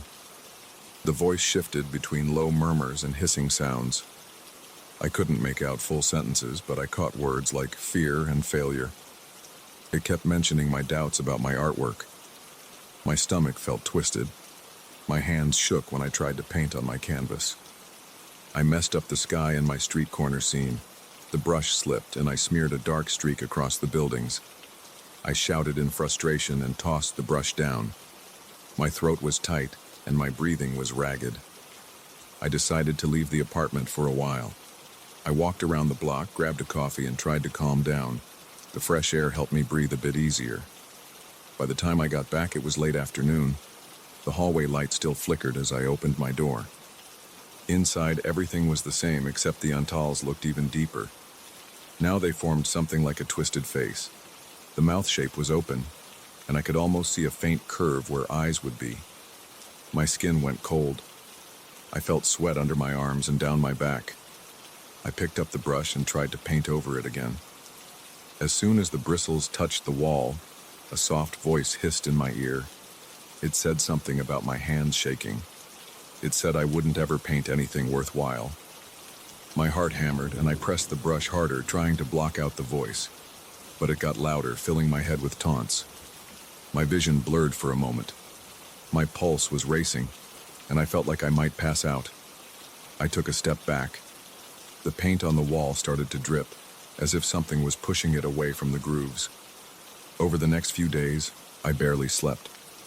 The noises at night got more intense. Sometimes the wall popped so loudly it woke me up in a panic. The grooves kept expanding, forming new lines and shapes. Some looked like symbols, some looked like distorted faces, and some I couldn't identify. They had sharp angles and rough edges. The surface of the wall looked warped around them, like the plaster was bending outward. Whenever I tried to paint or spackle over them, it would look fine for a few minutes, then the material would crack and peel away. I heard more whispering each time. It spoke about my doubts, my worries, and my failures. It made my skin crawl and my head hurt. One evening, around 10, I was standing in front of the wall with a hammer in my hand. I planned to chip away the damaged plaster and patch it up. I lifted the hammer and struck the wall. A chunk of plaster fell away, revealing a darker layer underneath. It wasn't wood or brick. It looked like old stone. The marks were etched into it, and they seemed deeper than before. When I touched that stone layer, I felt a low vibration. It made my palm tingle. I jerked my hand back. My chest felt heavy, and I broke out in a cold sweat. The voice in my head called me a coward. I shouted at the wall, telling it to shut up. My throat felt dry. I swung the hammer again, but as soon as it hit, I heard a low thud from behind the stone, like something hitting back. My arms trembled, and I dropped the hammer. A wave of nausea ran through me. It felt like the floor was tilting under my feet. I thought I might pass out, but I forced myself to stay upright. My breathing was fast, and my heart pounded so hard I could feel my pulse in my neck. Another thud came from the other side of the wall, deeper this time. It reverberated through the room. I grabbed my phone to call someone, but I realized I didn't know who to call. The landlord? The police? What would I say? That my wall was making noises? I doubted anyone would believe me. My stomach twisted, I was sweating all over. My clothes clung to my skin. The voice kept taunting me. It told me I was alone, that nobody would help me. I slammed my fist against the wall. The surface felt cold and unyielding, but I heard a rumbling behind the stone, like something shifting. My throat went tight and I backed away. I could barely think straight. I didn't sleep that night. I sat on the cot, staring at the wall, waiting for whatever was on the other side to break through. The untallies looked huge in the dim light from the lamp. They formed twisted patterns that stretched from the baseboard almost to the ceiling now. I kept hearing faint whispers. Give up. You're not good enough. You'll fail. Each word made my heart pound harder. I tried to drown them out by thinking about my old paintings, my successes, anything positive. But the voice pressed on, reminding me of every bad piece I'd made, every criticism I'd received. Around 3 a.m, I stood up. My legs shook as I walked to the wall. I pressed my ear against it. The surface felt ice cold. My breath caught in my throat when I heard a raspy sound, like breathing on the other side. I pushed away and nearly tripped over my own feet. My head was spinning. My lips felt dry. I wanted to leave the apartment, but I also felt drawn to stay. It was like I needed to confront whatever was happening. When the sun came up, I felt a surge of desperation. I couldn't spend another day watching these marks grow. I grabbed a crowbar from my toolbox, intending to pry off the plaster until I could see what was underneath. I jammed the crowbar into the gap where I'd chipped away the plaster. Bits of debris fell to the floor. My teeth clenched, and I put all my strength into it. I heard a crack and a crunch as more chunks of plaster broke away, revealing more of the dark stone. The grooves were there, deeper and more complex, winding in and out of each other. The voice in my head roared like static. It got louder, chanting my fears. My hands were shaking so much I almost dropped the crowbar. Then I felt another thud from behind the stone, heavier than before. The vibration traveled up my arms. The crowbar slipped, and I lost my grip. It clattered to the floor. The rumble from inside the wall seemed to roll through the room. My ears popped. I couldn't catch my breath. I stumbled backward and leaned against my easel. A canvas fell to the floor with a dull thump. I felt my heart banging against my chest. The hair on my arms stood on end. Every instinct told me to get out. I steadied myself and walked to the door. My hands fumbled with the lock and I yanked it open. Before I stepped into the hallway, I turned around for one last look at the wall. The untallies formed several faces, each one twisted in a silent snarl. The stone behind them looked like it was pulsing. I heard one more soft rumble, like something breathing in the darkness. My mouth felt dry. My fingers were numb and I could barely swallow. I left the studio without bothering to grab my paintings or even my jacket. I just needed to be away from the wall. I stood in the hallway for a few seconds, heart pounding, breath coming in short gasps. My clothes were drenched in sweat. I could hear my pulse in my ears. I stared at the flickering light bulb, trying to slow my breathing. I wondered if I was losing my mind, or if there really was something behind that wall. The memory of the rumbling made my stomach turn. I had never felt anything like that before. It wasn't a normal house noise. It felt alive. After a while, I headed down the stairs, one trembling step at a time. I could still sense something behind me. The floor creaked under my weight, and the sound made my nerves jump. My thoughts were jumbled. I felt a desperate need to talk to someone who knew about old buildings or renovations. But deep down, I knew that no matter what anyone said, I couldn't explain that feeling, that voice, or those shapes. My body still felt the echoes of the thud from behind the stone, like a slow drumbeat in my chest. I reached the bottom of the stairs and pushed open the door to the street. The air outside was cool and smelled faintly of gasoline and wet pavement. My legs felt weak as I walked a few steps. I leaned against a lamppost, catching my breath. I stared up at the windows of the old building. From the sidewalk, nothing looked strange. The building was just another old structure with peeling paint and a worn-out exterior. Nobody passing by could guess what was inside that one studio. My heart still raced. My hands were clammy. My back ached from tension. I felt a tingling at the base of my neck like someone was standing right behind me. I turned quickly, but nobody was there. I looked at the second-floor windows again. One had a broken shutter, and the paint on the frame was chipped. I pictured the wall inside, full of grooves, faces, and lines. My stomach tightened. I could still hear the whispering in my mind, faint but persistent, telling me I wasn't good enough, telling me I should just give up. I rubbed my forehead, trying to block it out. I knew I couldn't stay in that studio. The rent was cheap, but no amount of money was worth dealing with those noises and that creeping feeling of something alive behind the wall. Part of me wanted to rush back in and smash it until I found what was hidden there. But I couldn't face that rumbling again. I felt weak and exhausted.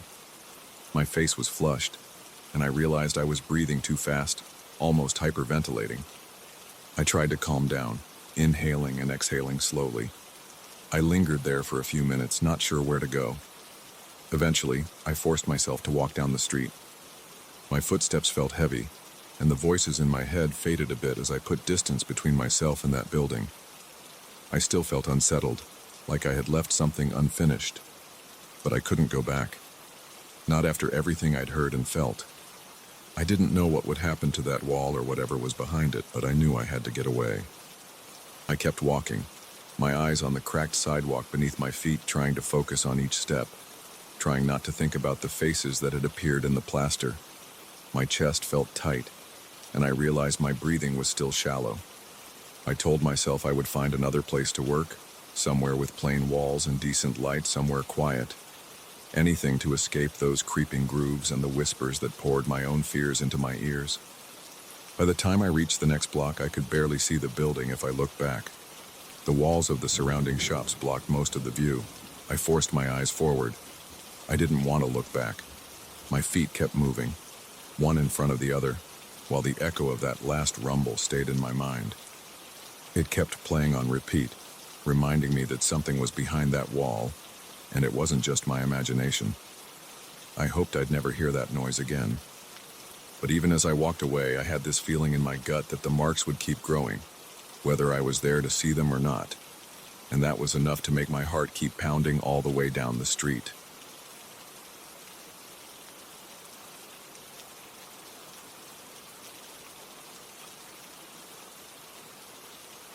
I arrived at the beach around midday, hoping for a few hours of daylight before I set up my tent. I had been driving along the coast for several days, searching for places with minimal foot traffic. The name of this particular spot never appeared in any travel guides I had read, which made me even more interested in exploring it. The shore stretched for what looked like miles, covered in pale sand that stayed damp no matter where I stepped. The water was calm, with small waves rolling in every few seconds. There were cliffs in the distance, but here the land was flat. I saw no parking lots, no shops, and no houses. Just sand, water, and a few scattered rocks. I felt an immediate sense of solitude. That was all I wanted at first. I thought it would give me space to take unique photographs. I pulled my car off the narrow road and parked on a patch of bare ground near some dunes. I grabbed my backpack, camera bag, and tent, then walked toward the shore. The sun felt strong on my back, and there was a breeze carrying the smell of salt. I wasn't worried about tides at that moment. I just wanted to find a good spot to set up camp. Once I reached the middle of the beach, I found a patch of firm sand where I could pitch my tent. I didn't see another soul on that entire stretch, which pleased me. I set down my gear and took out my camera to get a few test shots. I spent about 30 minutes shooting wide angles of the sea, the sky, and the distant cliffs. My plan was to capture the sunset later. Right then, the sun was still high, and the light was too bright for the exact images I wanted. The wind picked up a bit, so I decided to secure my tent first. I hammered down the stakes, careful to get the tent as stable as possible because I didn't want a sudden gust to blow it away.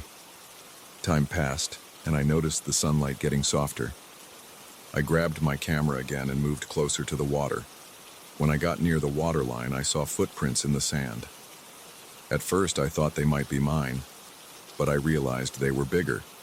They started right at the water's edge, as if whoever left them had walked straight out of the ocean. The footprints continued toward the middle of the beach, then stopped. There was no sign of them turning or heading back. They just ended. I felt uneasy. It was strange to see footprints appear out of nowhere and then vanish. I looked around, trying to spot someone, but the entire beach was empty.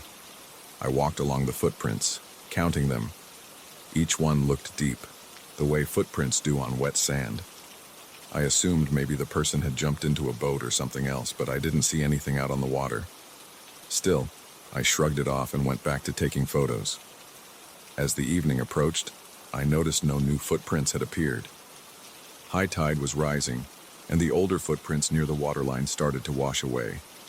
I returned to my tent, organized my gear, and prepared a simple meal with a portable stove.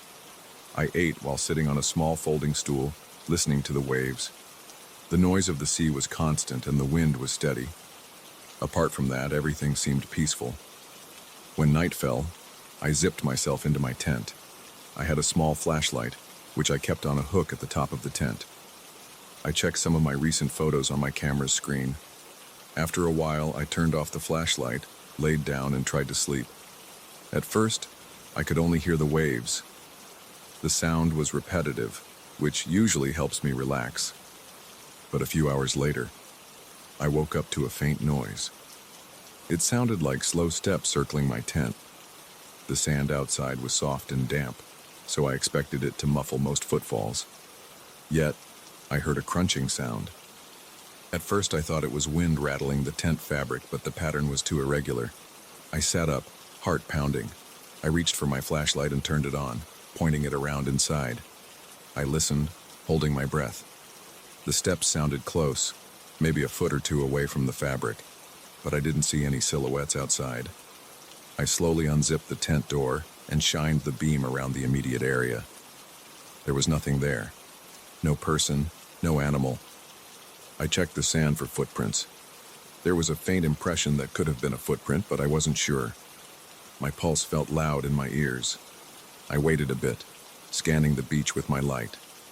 I didn't see anything unusual, so I zipped the tent closed again. Sleep was difficult after that. Every small noise made me tense up. I told myself it was just the wind or maybe some shifting sand. Eventually, I must have dozed off because I opened my eyes and saw light coming through the tent fabric. Morning was here. I crawled out, blinking in the sunshine. The air was cool, and there was a thin layer of mist in the distance. I looked around the tent. I didn't see fresh footprints, but the wind had blown some loose sand around, making it hard to tell. I decided to focus on my photography. I walked up and down the shoreline, capturing the early light. Every few minutes I glanced back at my camp, worried that I might see someone there, but the beach remained empty. I told myself to stay calm. I had a goal: take unique photos for a magazine pitch. This spot had potential.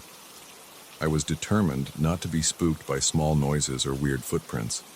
Around noon, I reviewed the pictures on my camera, trying to figure out the best angles for sunset. Then I noticed something in a shot I had taken earlier that morning. In the background, near the edge of the frame, there was a blurry shape. It was near the water, and it looked like a figure. I zoomed in, but the shape was too out of focus to identify. It bothered me. I wanted to believe it was just a trick of the light. I spent the rest of the day walking back and forth, watching the waves.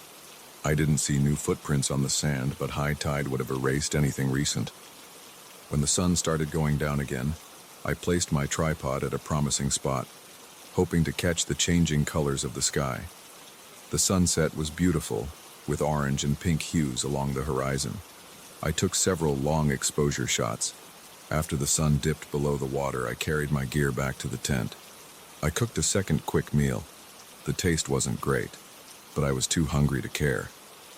Then I organized my camera equipment, swapped memory cards, and made sure my batteries were charging from the portable charger. By the time I finished, darkness had settled in completely. The wind was stronger than the previous night. The tent walls flapped, creating a low rustling noise. I listened for footsteps but heard none. I zipped myself into the sleeping bag, telling myself I just needed rest. A few hours later, I heard the steps again. It was the same slow movement around my tent. I held my breath, listening carefully. The steps went around in circles. I felt my skin prickle and my throat go dry. My heart was racing. My body tensed up. I whispered to myself that I had to check. I grabbed my flashlight again. This time I opened the tent quickly and shined the beam all around. The light fell on flat, empty sand. No one was there. The area was still, just the sound of waves and wind. But I felt sure I had heard something. I walked around my campsite, scanning the ground for fresh prints. The sand near the tent had a few vague impressions, but nothing distinct. I knew I hadn't made those marks. The shape wasn't the same size as my own feet, and it seemed spaced in a pattern that suggested someone had walked in a circle. My legs felt weak, and I realized I was trembling. I forced myself to calm down, took a deep breath, and returned to the tent. I didn't sleep well at all. By morning, I was tired and felt on edge. I considered leaving, but I also felt a stubborn desire to solve this mystery. I went to the shoreline to take more photos. As I walked, I spotted a new set of footprints leading away from the ocean. They weren't my size. They were slightly bigger, the same size as the ones I saw that first day. I followed them. They led to the same spot on the beach where they just stopped. My stomach felt tight. The sand around the final footprint looked undisturbed. There was no sign of a tunnel or anything else. It was just flat beach after that last mark. I spent part of that afternoon checking the dunes and the area behind the beach. I found no signs of recent activity. No tire tracks, no footpaths, no campsite. As the day wore on, the feeling of being watched got stronger. Sometimes I turned around, thinking I'd see a person standing there. But each time, the beach was empty. The wind kept blowing and the waves kept rolling, as if nothing unusual was happening. That night, I gathered my nerve. I told myself I would stay awake to confront whoever was messing with me. I set up a small lantern outside the tent, aimed my camera in that direction, and attached a motion-activated trigger I sometimes use for wildlife photography. I sat inside my tent, the flaps slightly open, watching the camera feed on my phone via a wireless connection. The night dragged on. Hours passed, and I nearly nodded off several times, but I kept jostling myself awake. Close to midnight, I heard a faint crunch in the sand again. On my camera screen, I saw nothing, but I heard the steps. My heart pounded, and sweat ran down my face. I gripped my phone, waiting for the motion sensor to kick in. Still nothing on screen. The steps circled the tent, just outside the lantern's glow. I felt cornered. I yanked my flashlight off my belt and lunged out of the tent. The beach was empty. The lantern illuminated a small circle of sand, but no footprints formed. The sound faded. I pointed the flashlight in every direction.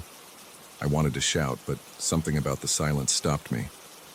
Eventually, I crawled back in, my nerves shot. I switched off my gear and lay there.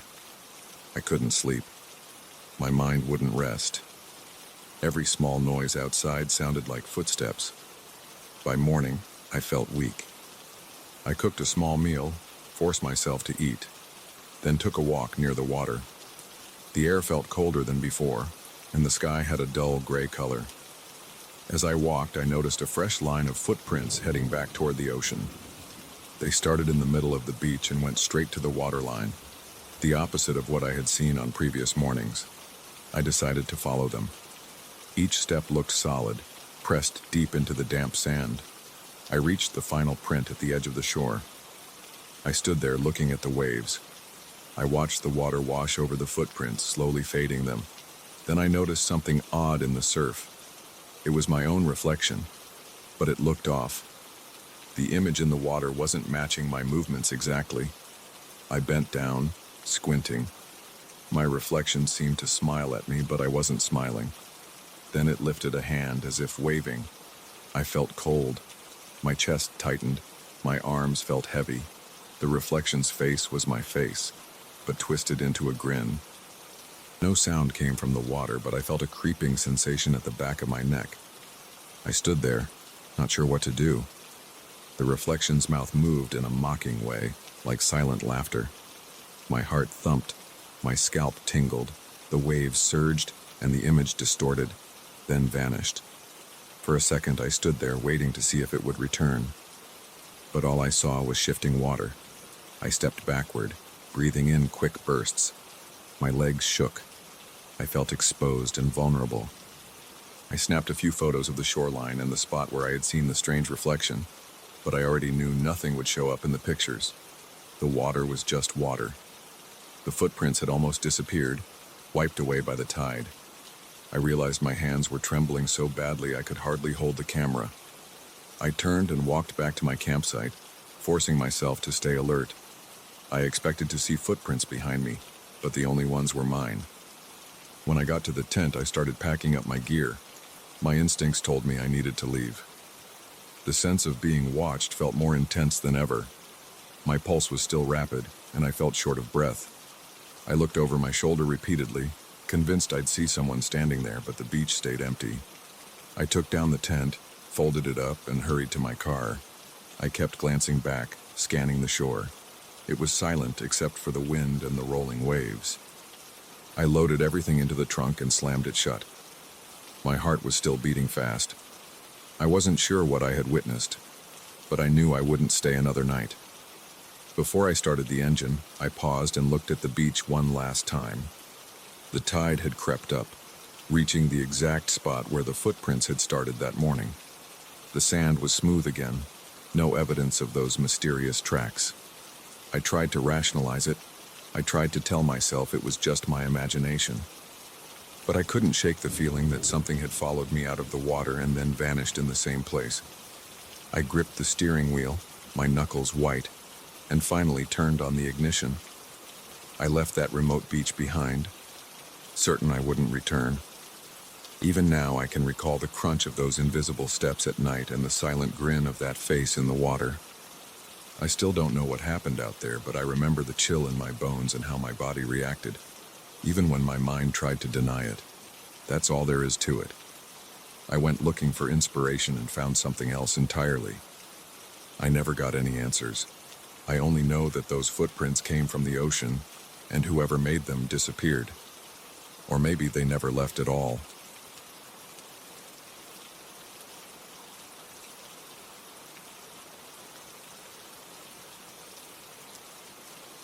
I noticed something unsettling about this house the moment I stepped through the front door.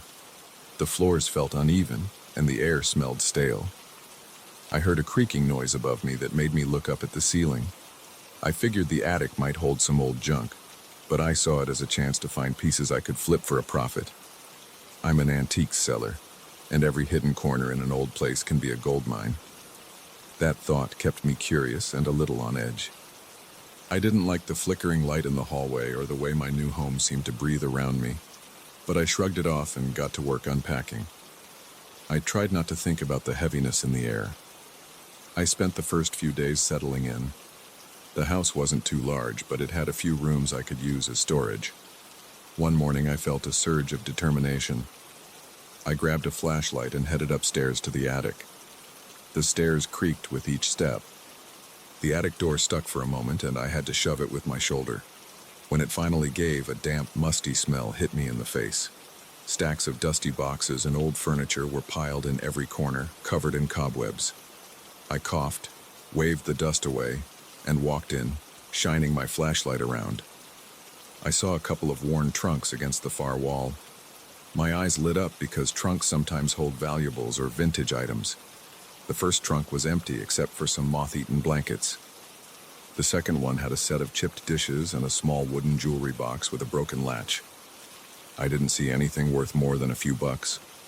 My flashlight swept across a row of shelves, where I spotted something peeking out from under a rag.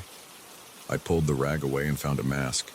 It looked like it was made of some kind of dark wood with carved lines and symbols I didn't recognize. It had 2 narrow eye slits and a faint sheen, like it was polished. I picked it up, intending to examine it more closely.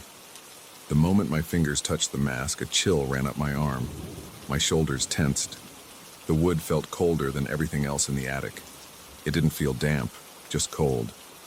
My flashlight flickered, and I felt a sudden need to put the mask down, but I didn't. I turned it over in my hands. There were markings on the inside, as though someone had carved out small designs behind where a person's face would rest. I brought it closer to my eyes and noticed they seemed deliberate, maybe ceremonial. My heart pounded and I couldn't explain why. I told myself I was just tired, that I'd had too much coffee, but the urge to drop the mask kept growing. I wrapped it in the rag and brought it downstairs to my workshop. I planned to clean it up, research it, maybe list it for sale. I set it on my desk and tried to search online for similar masks. I couldn't find anything that looked like it. The closest I found were tribal or ceremonial masks from various parts of the world, but none had the same exact symbols. After a while, I felt my eyes getting heavy, so I decided to lock it away for the night. I found an old chest in the living room, placed the mask inside, and snapped the lock shut. That night I stayed up late organizing other antiques. Around midnight, I heard a faint knocking sound. At first I thought it was the radiator or the pipes, but the knocking continued, steady and light, coming from the direction of the living room. The hairs on my arms stood up. I realized it was coming from inside the chest where I had placed the mask. I froze in place, breathing fast. I wondered if maybe something had shifted inside. Then the knocking stopped. I waited in silence, straining my ears, but everything went quiet. I told myself to go check, but I couldn't move. I finally convinced myself I must have been imagining it. I forced myself to get some sleep. The next morning, I walked into the living room. The chest was still locked. No scratches, no signs of tampering. I felt a wave of relief. I started my usual routine, made coffee, and got ready for the day. But when I went into my workshop, I almost dropped my mug. The mask was there, on my desk, propped up against the wall, facing me. I stared at it. It was impossible. I'd locked it away. I double-checked my pocket for the chest key. It was there. I couldn't explain how the mask got out. I swallowed hard and picked it up. It felt just as cold as before. I marched back into the living room, unlocked the chest, and looked inside. Empty. I put the mask back, locked it again, and took a few deep breaths. I felt a hollow sensation in my stomach. I decided I wouldn't let it get to me. I had to work. I called a friend to ask if he knew anything about ceremonial masks. I told him I'd found something strange and needed an expert's eye. He said he'd check around, maybe connect me with a collector. I tried to forget about the mask for the rest of the day. That night, I woke up to a faint scraping sound. My heart raced. I realized it was coming from the hallway near my bedroom door. I sat up, not sure if I should call the police or investigate. My breathing felt shallow. I grabbed a small flashlight and stepped into the hall. The floorboards creaked under my feet. I saw something at the far end of the hallway resting on the floor.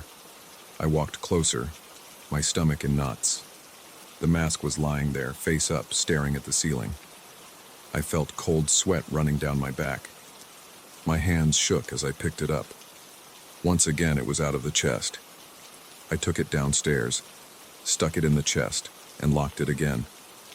This time, I placed a heavy statue on top of the lid. I figured that would keep it secure. In the morning, I noticed something strange on my face when I looked in the bathroom mirror. 3 faint lines ran from my left temple to my jaw. They weren't cuts, but they looked like some kind of scrape or rash. They didn't hurt, but they gave me a jolt of fear.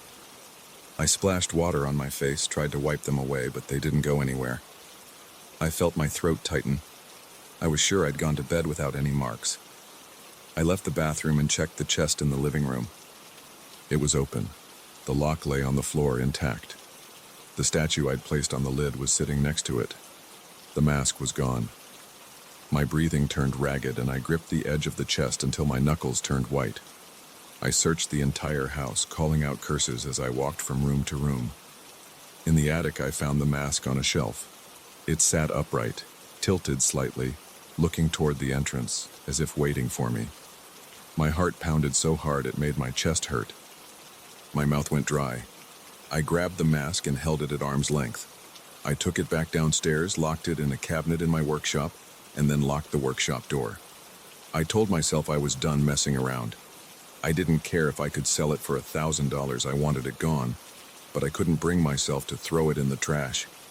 That night I could barely sleep. Every sound made me jump. Day by day, I felt the house pushing down on me. I heard footsteps on the stairs when I was in the kitchen. I felt a breeze in a room with closed windows. I started to dread going to sleep because each morning I'd find more small lines on my face, or sometimes on my arms. It felt like something was tracing me in the night, trying to leave a permanent mark. My appetite faded. I paced around, checking every lock, every door.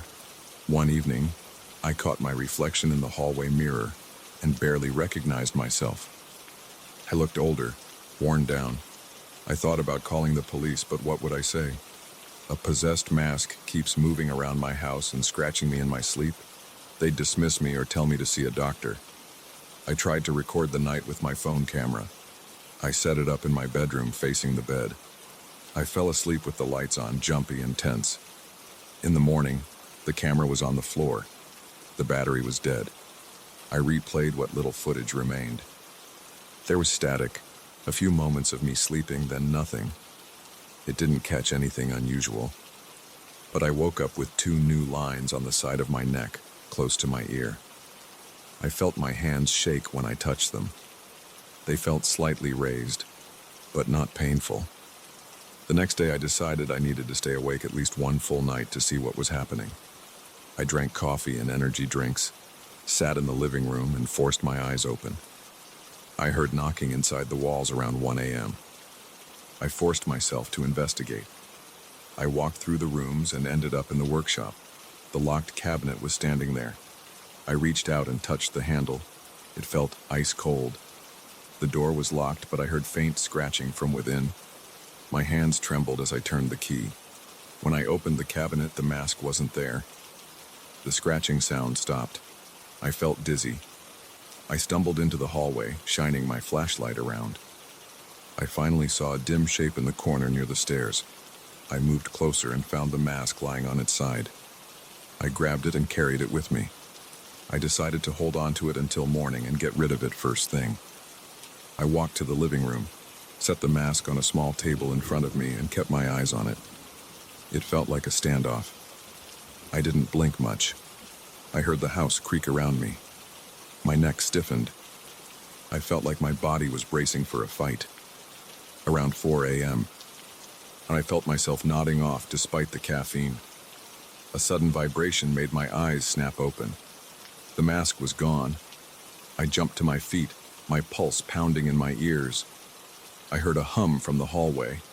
My flashlight beam swung around, and I followed the sound. It was low, steady, like a distant generator. It led me to the spare bedroom where I almost dropped the flashlight at what I saw. The mask was hanging on the wall, directly facing a mirror. The hum was coming from it, like a soft buzz. I stepped closer, feeling like I was walking through thick air. In the reflection, the mask seemed different. The wood looked darker. The eyes appeared wider. It had a strange texture around the mouth area, like fur or hair. My stomach tightened. I couldn't breathe right. I stood in front of the mask, staring at the reflection, and for a split second I saw a faint movement in the mirror. It wasn't me. It looked like the mask was pulsing. My hands felt clammy. My mind was telling me to run, but my feet wouldn't move. The buzzing grew louder. I tried to focus on the actual mask on the wall, and it looked the same as always, cold and wooden. But in the mirror, it appeared alive. My reflection looked pale. I leaned in and I could see my face next to what looked like a beastly shape. I felt a tingling in my cheeks, like invisible fingers pressing into my skin. I fought the urge to drop to my knees. My legs shook. The air in the room felt heavy, almost suffocating. I clenched my fists and I heard a guttural sound, like something growling from inside the glass. I forced myself to grab the mask with both hands. It felt like ice. My teeth were chattering. The buzzing grew more intense, like a swarm of insects inside my skull. My vision blurred for a moment.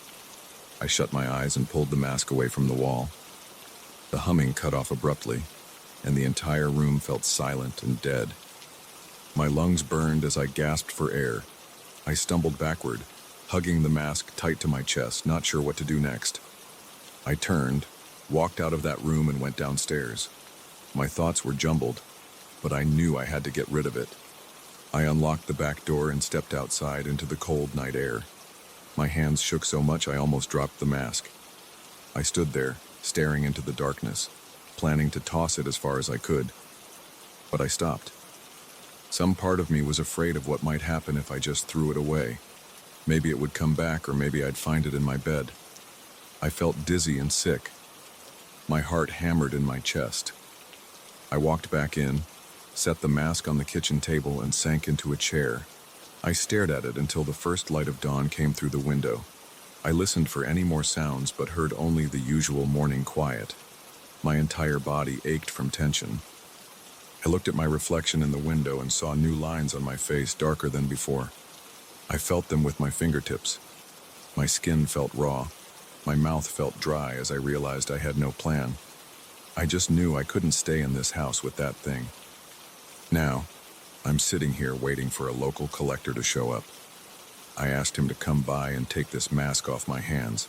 I told him I'd sell it cheap. I didn't mention the strange things happening.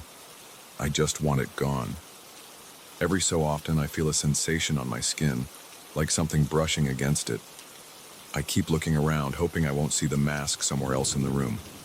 It's still on the kitchen table facing me, the eye slits empty and cold. I wish I'd never opened that attic door. I wish I'd never brought it downstairs. If this collector doesn't show up soon, I might just drive to the nearest river and toss it in. I don't know if that would fix anything, but it might give me some peace. I'm not sure what I'll do if it doesn't leave. I'm not sleeping right, I'm not thinking straight. Every part of me aches and I jump at every noise. I just want to go back to a normal routine. I hope I can get rid of it today. If not, I'll pack up whatever I can and leave this place behind. I don't care about selling antiques or making money anymore. I just want to wake up tomorrow without fresh marks on my skin or a mask staring at me from the corner of the room. That's all I want. That's all I can think about now.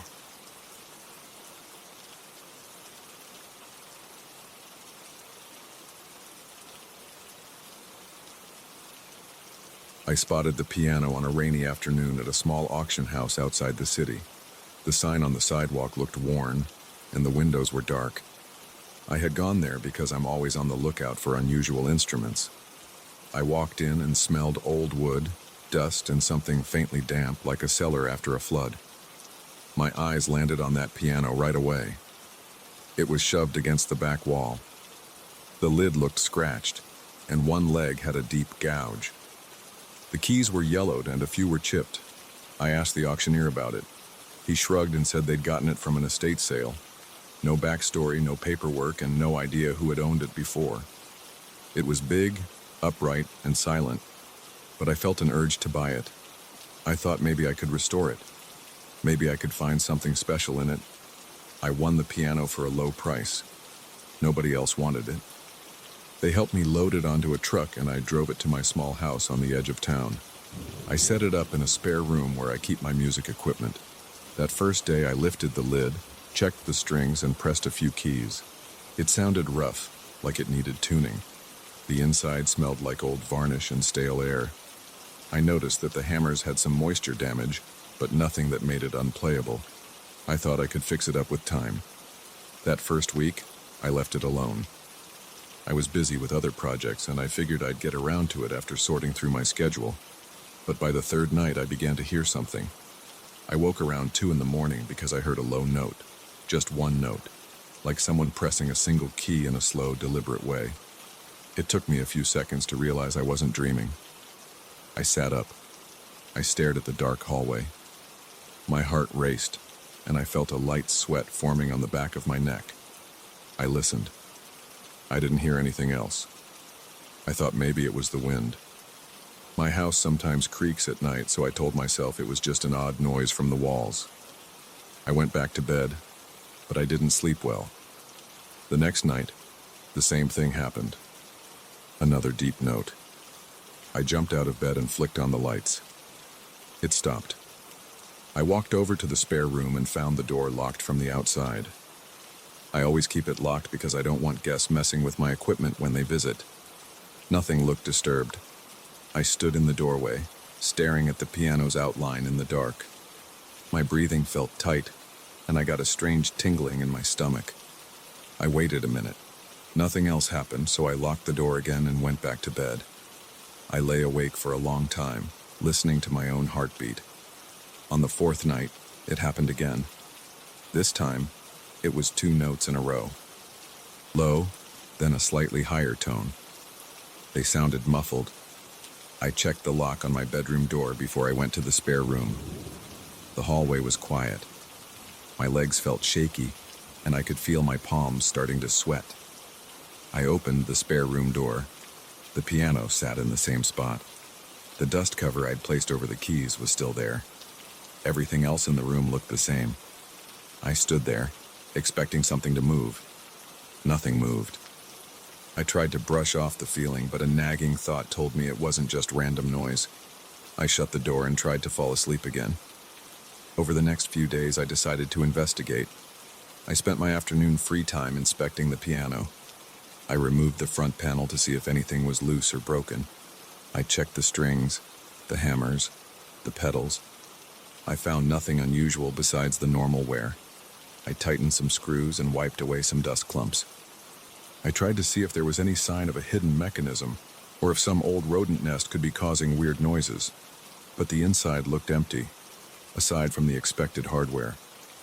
I decided to record any sounds during the night. I set up a small recorder near the piano before I went to sleep. The next morning, I played back the recording. I heard some faint creaks of the house, a car passing outside, and then, around 2:10 a.m., 3 piano notes. They were scattered and low. It sounded almost random. Then silence. I listened to that part over and over. I tried to figure out if it formed a pattern. It didn't seem to, but I felt a sense of unease when I heard those notes. My stomach tightened, and I had goosebumps. My mind raced with questions. Could someone have gotten in? Why would they only press a few keys?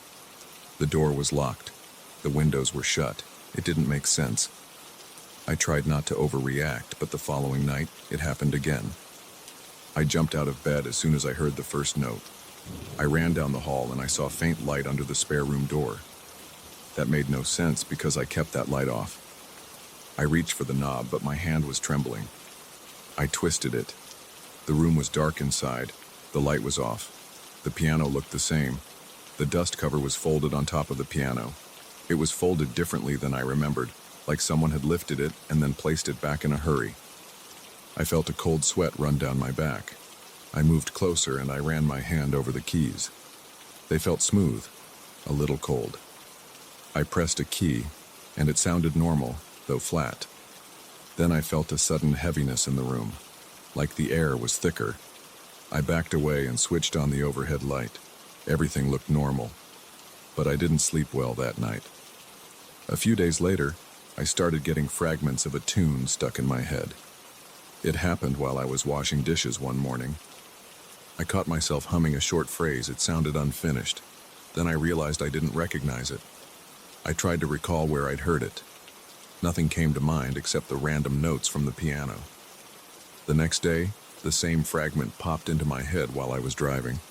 It was 5 or 6 notes going up and then slightly down. I felt a strange urge to go home and play them on that piano. I pushed that thought aside because it felt weird, but it kept crawling back every time I had a free moment. That evening, I decided to try playing the piano for the first time in days. I pulled away the dust cover, sat on the old wooden bench, and tested some scales. The lower keys sounded resonant but slightly out of tune. The upper keys were a bit sharp. I played the fragment I'd been hearing in my head. It made a short phrase. I repeated it. It felt like the piano responded. I can't explain how I knew that. Maybe it was just my own nerves. Still, I felt an odd pressure in my chest. My hand shook as I ran through the phrase again. Something about the notes sounded incomplete, like the piano wanted more. But I had no idea what came next. For the next week, that phrase kept coming to me at random times. Sometimes I'd be in the shower, and I'd catch myself humming it. Other times, I'd be listening to music in my living room and I'd realize I was tapping out the rhythm. At night, I had trouble sleeping. I'd wake up, and I'd hear a note or two from the spare room, but always so faint I wondered if I was imagining it. I kept the door locked. I checked the house for signs of a break-in. Everything was secure, yet the notes persisted. They were always slow and low, like someone was trying to get my attention without wanting to wake the entire neighborhood.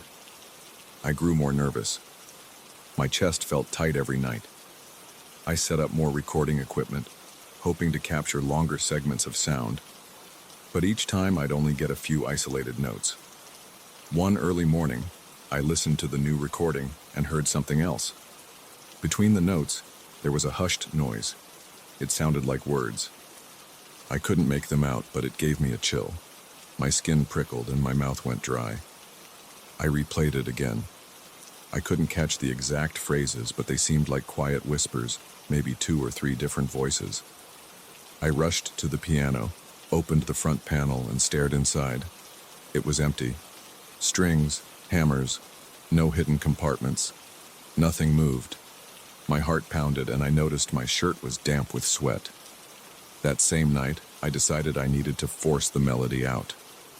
I set up my phone to record. I sat at the piano. The only light came from a small lamp in the corner of the room. My ears felt tense, like I was bracing for a sudden noise. I started playing the small fragment. I repeated it over and over. I tried to add a few more notes. My hands felt stiff and my breathing quickened. I began fumbling around, searching for the right progression. The house felt too quiet. Each key press echoed. I felt a sense of urgency, like the piano was pushing me to keep going. My vision blurred at the edges, probably from lack of sleep and stress. As I played, I heard something. Between the notes and the tiny rests, there were these faint whispers again. I strained my ears, but I couldn't pick out words. My heart thumped so hard that I felt it in my throat. A chill spread across my back. My fingers trembled on the keys. I kept playing. I wanted to capture whatever was happening. The recorder was running. My phone's red light glowed on the stand. I pressed a wrong key and the cord clashed. I cringed at the dissonance. Suddenly the lid rattled. It made a dull thud from inside. I froze. My foot slid off the pedal. I stared at the piano. My breath caught in my chest. Then I heard another soft thud, like something heavy shifting inside the wooden casing. I stood up so fast I nearly knocked over the bench. I reached for the phone. Before I could grab it, the piano let out a single loud note. It rang out and it didn't fade right away. It sounded rough and out of tune, like the string was under too much tension. My ears rang. I grabbed the phone and stumbled back, knocking into a small table behind me. The lamp toppled and crashed to the floor. The bulb shattered, and the room went dark, except for the phone's dim screen. I scrambled to turn on the overhead light. My hand fumbled along the wall. Finally, I flipped the switch. The piano sat there silent. The final note still echoed in my mind. My pulse hammered. My skin felt clammy. I wanted to leave the house, but I forced myself to approach the piano again. I stood in front of it, chest heaving. I placed my hand on the lid, then lifted it slowly. The strings looked normal. The felt hammers were still. I couldn't see any object inside. Nothing explained that heavy noise. I lowered the lid, then stared at the keys. They looked the same as always, except my hands were shaking too much to see clearly. I felt dizzy and my mouth was dry. I grabbed a bottle of water from the corner and took a few gulps, trying not to drop it. I couldn't think straight. The adrenaline in my body made my hands twitch. My legs felt weak. I needed to sit down. I lowered myself onto the bench and tried to catch my breath. After a few minutes, I remembered the recording. I stopped it and played it back. I heard the familiar fragment, then my attempts to complete it. In the silent gaps, there were the whispers. They sounded more distinct now, like multiple voices under the surface. My spine tingled. Then came that final dissonant note. It was louder on the recording than it had been in person, and after it, I heard what sounded like a scraping movement inside the piano. My stomach churned. I closed my eyes, trying to steady my breathing. I decided I needed a break. I locked the spare room and sat in my living room, staring at the wall. My mind replayed that final note and the movement inside the piano. I tapped my foot, unable to calm down. The house felt too quiet. The air seemed stale. I grabbed my phone and checked the time. It was just after midnight. I realized I didn't want to sleep in the house that night, but I also didn't want to leave in the middle of the night. I spent hours pacing between the living room and the kitchen. I didn't turn off the lights. I felt a need to see everything clearly. I watched the hallway, expecting something to move. Nothing moved. Eventually, my eyes burned with fatigue, and I forced myself to lie down on the couch.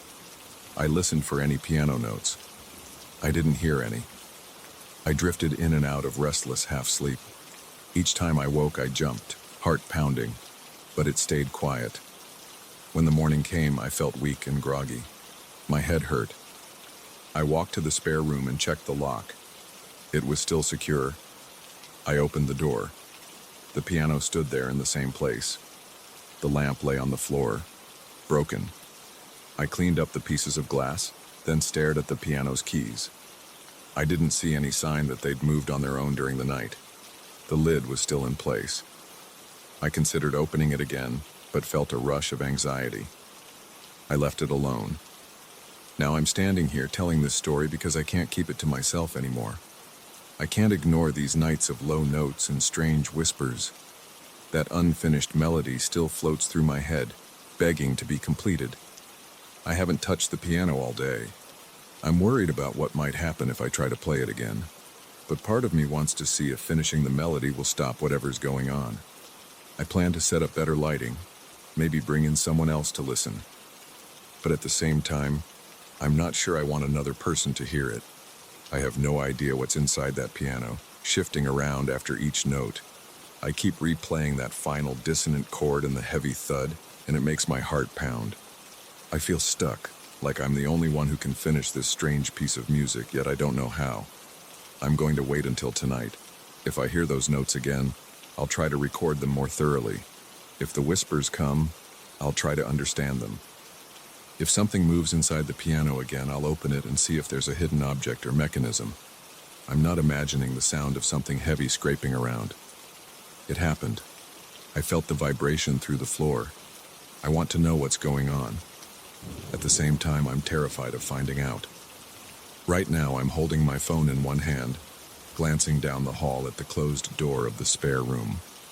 I feel a tension in my stomach, and my hands are clammy. I can't stop thinking about that moment when the note rang out and the lid rattled. The house is quiet. It's late afternoon. The sun is going down, and soon it will be dark. I have a knot in my chest. I can barely swallow, but I won't run from this. I bought that piano and I brought it into my home. I need to see this through. Even if the melody keeps haunting me, I have to try to finish it, or at least get it out of my head. I'm bracing myself for whatever might happen tonight, whether the piano is truly possessed by something or whether it's all some strange trick of my mind. I know I'm not sleeping well. I know the stress is affecting me. But those recordings are real. The notes are real. The whispers are real. That dissonant chord was real and the movement inside the piano was real. I have no explanation, but I intend to find one. The door's still locked. I'm going to keep it that way until nightfall. Then I'll unlock it, turn on all the lights, press record, and try to complete the melody. I don't know what I'll do if the notes get louder or if I see something under the lid. But I'm not leaving this unfinished. Not after all these nights of broken sleep and creeping anxiety. If this piano wants me to finish that melody, then I'll finish it. I just hope it doesn't change anything else in my life once I do.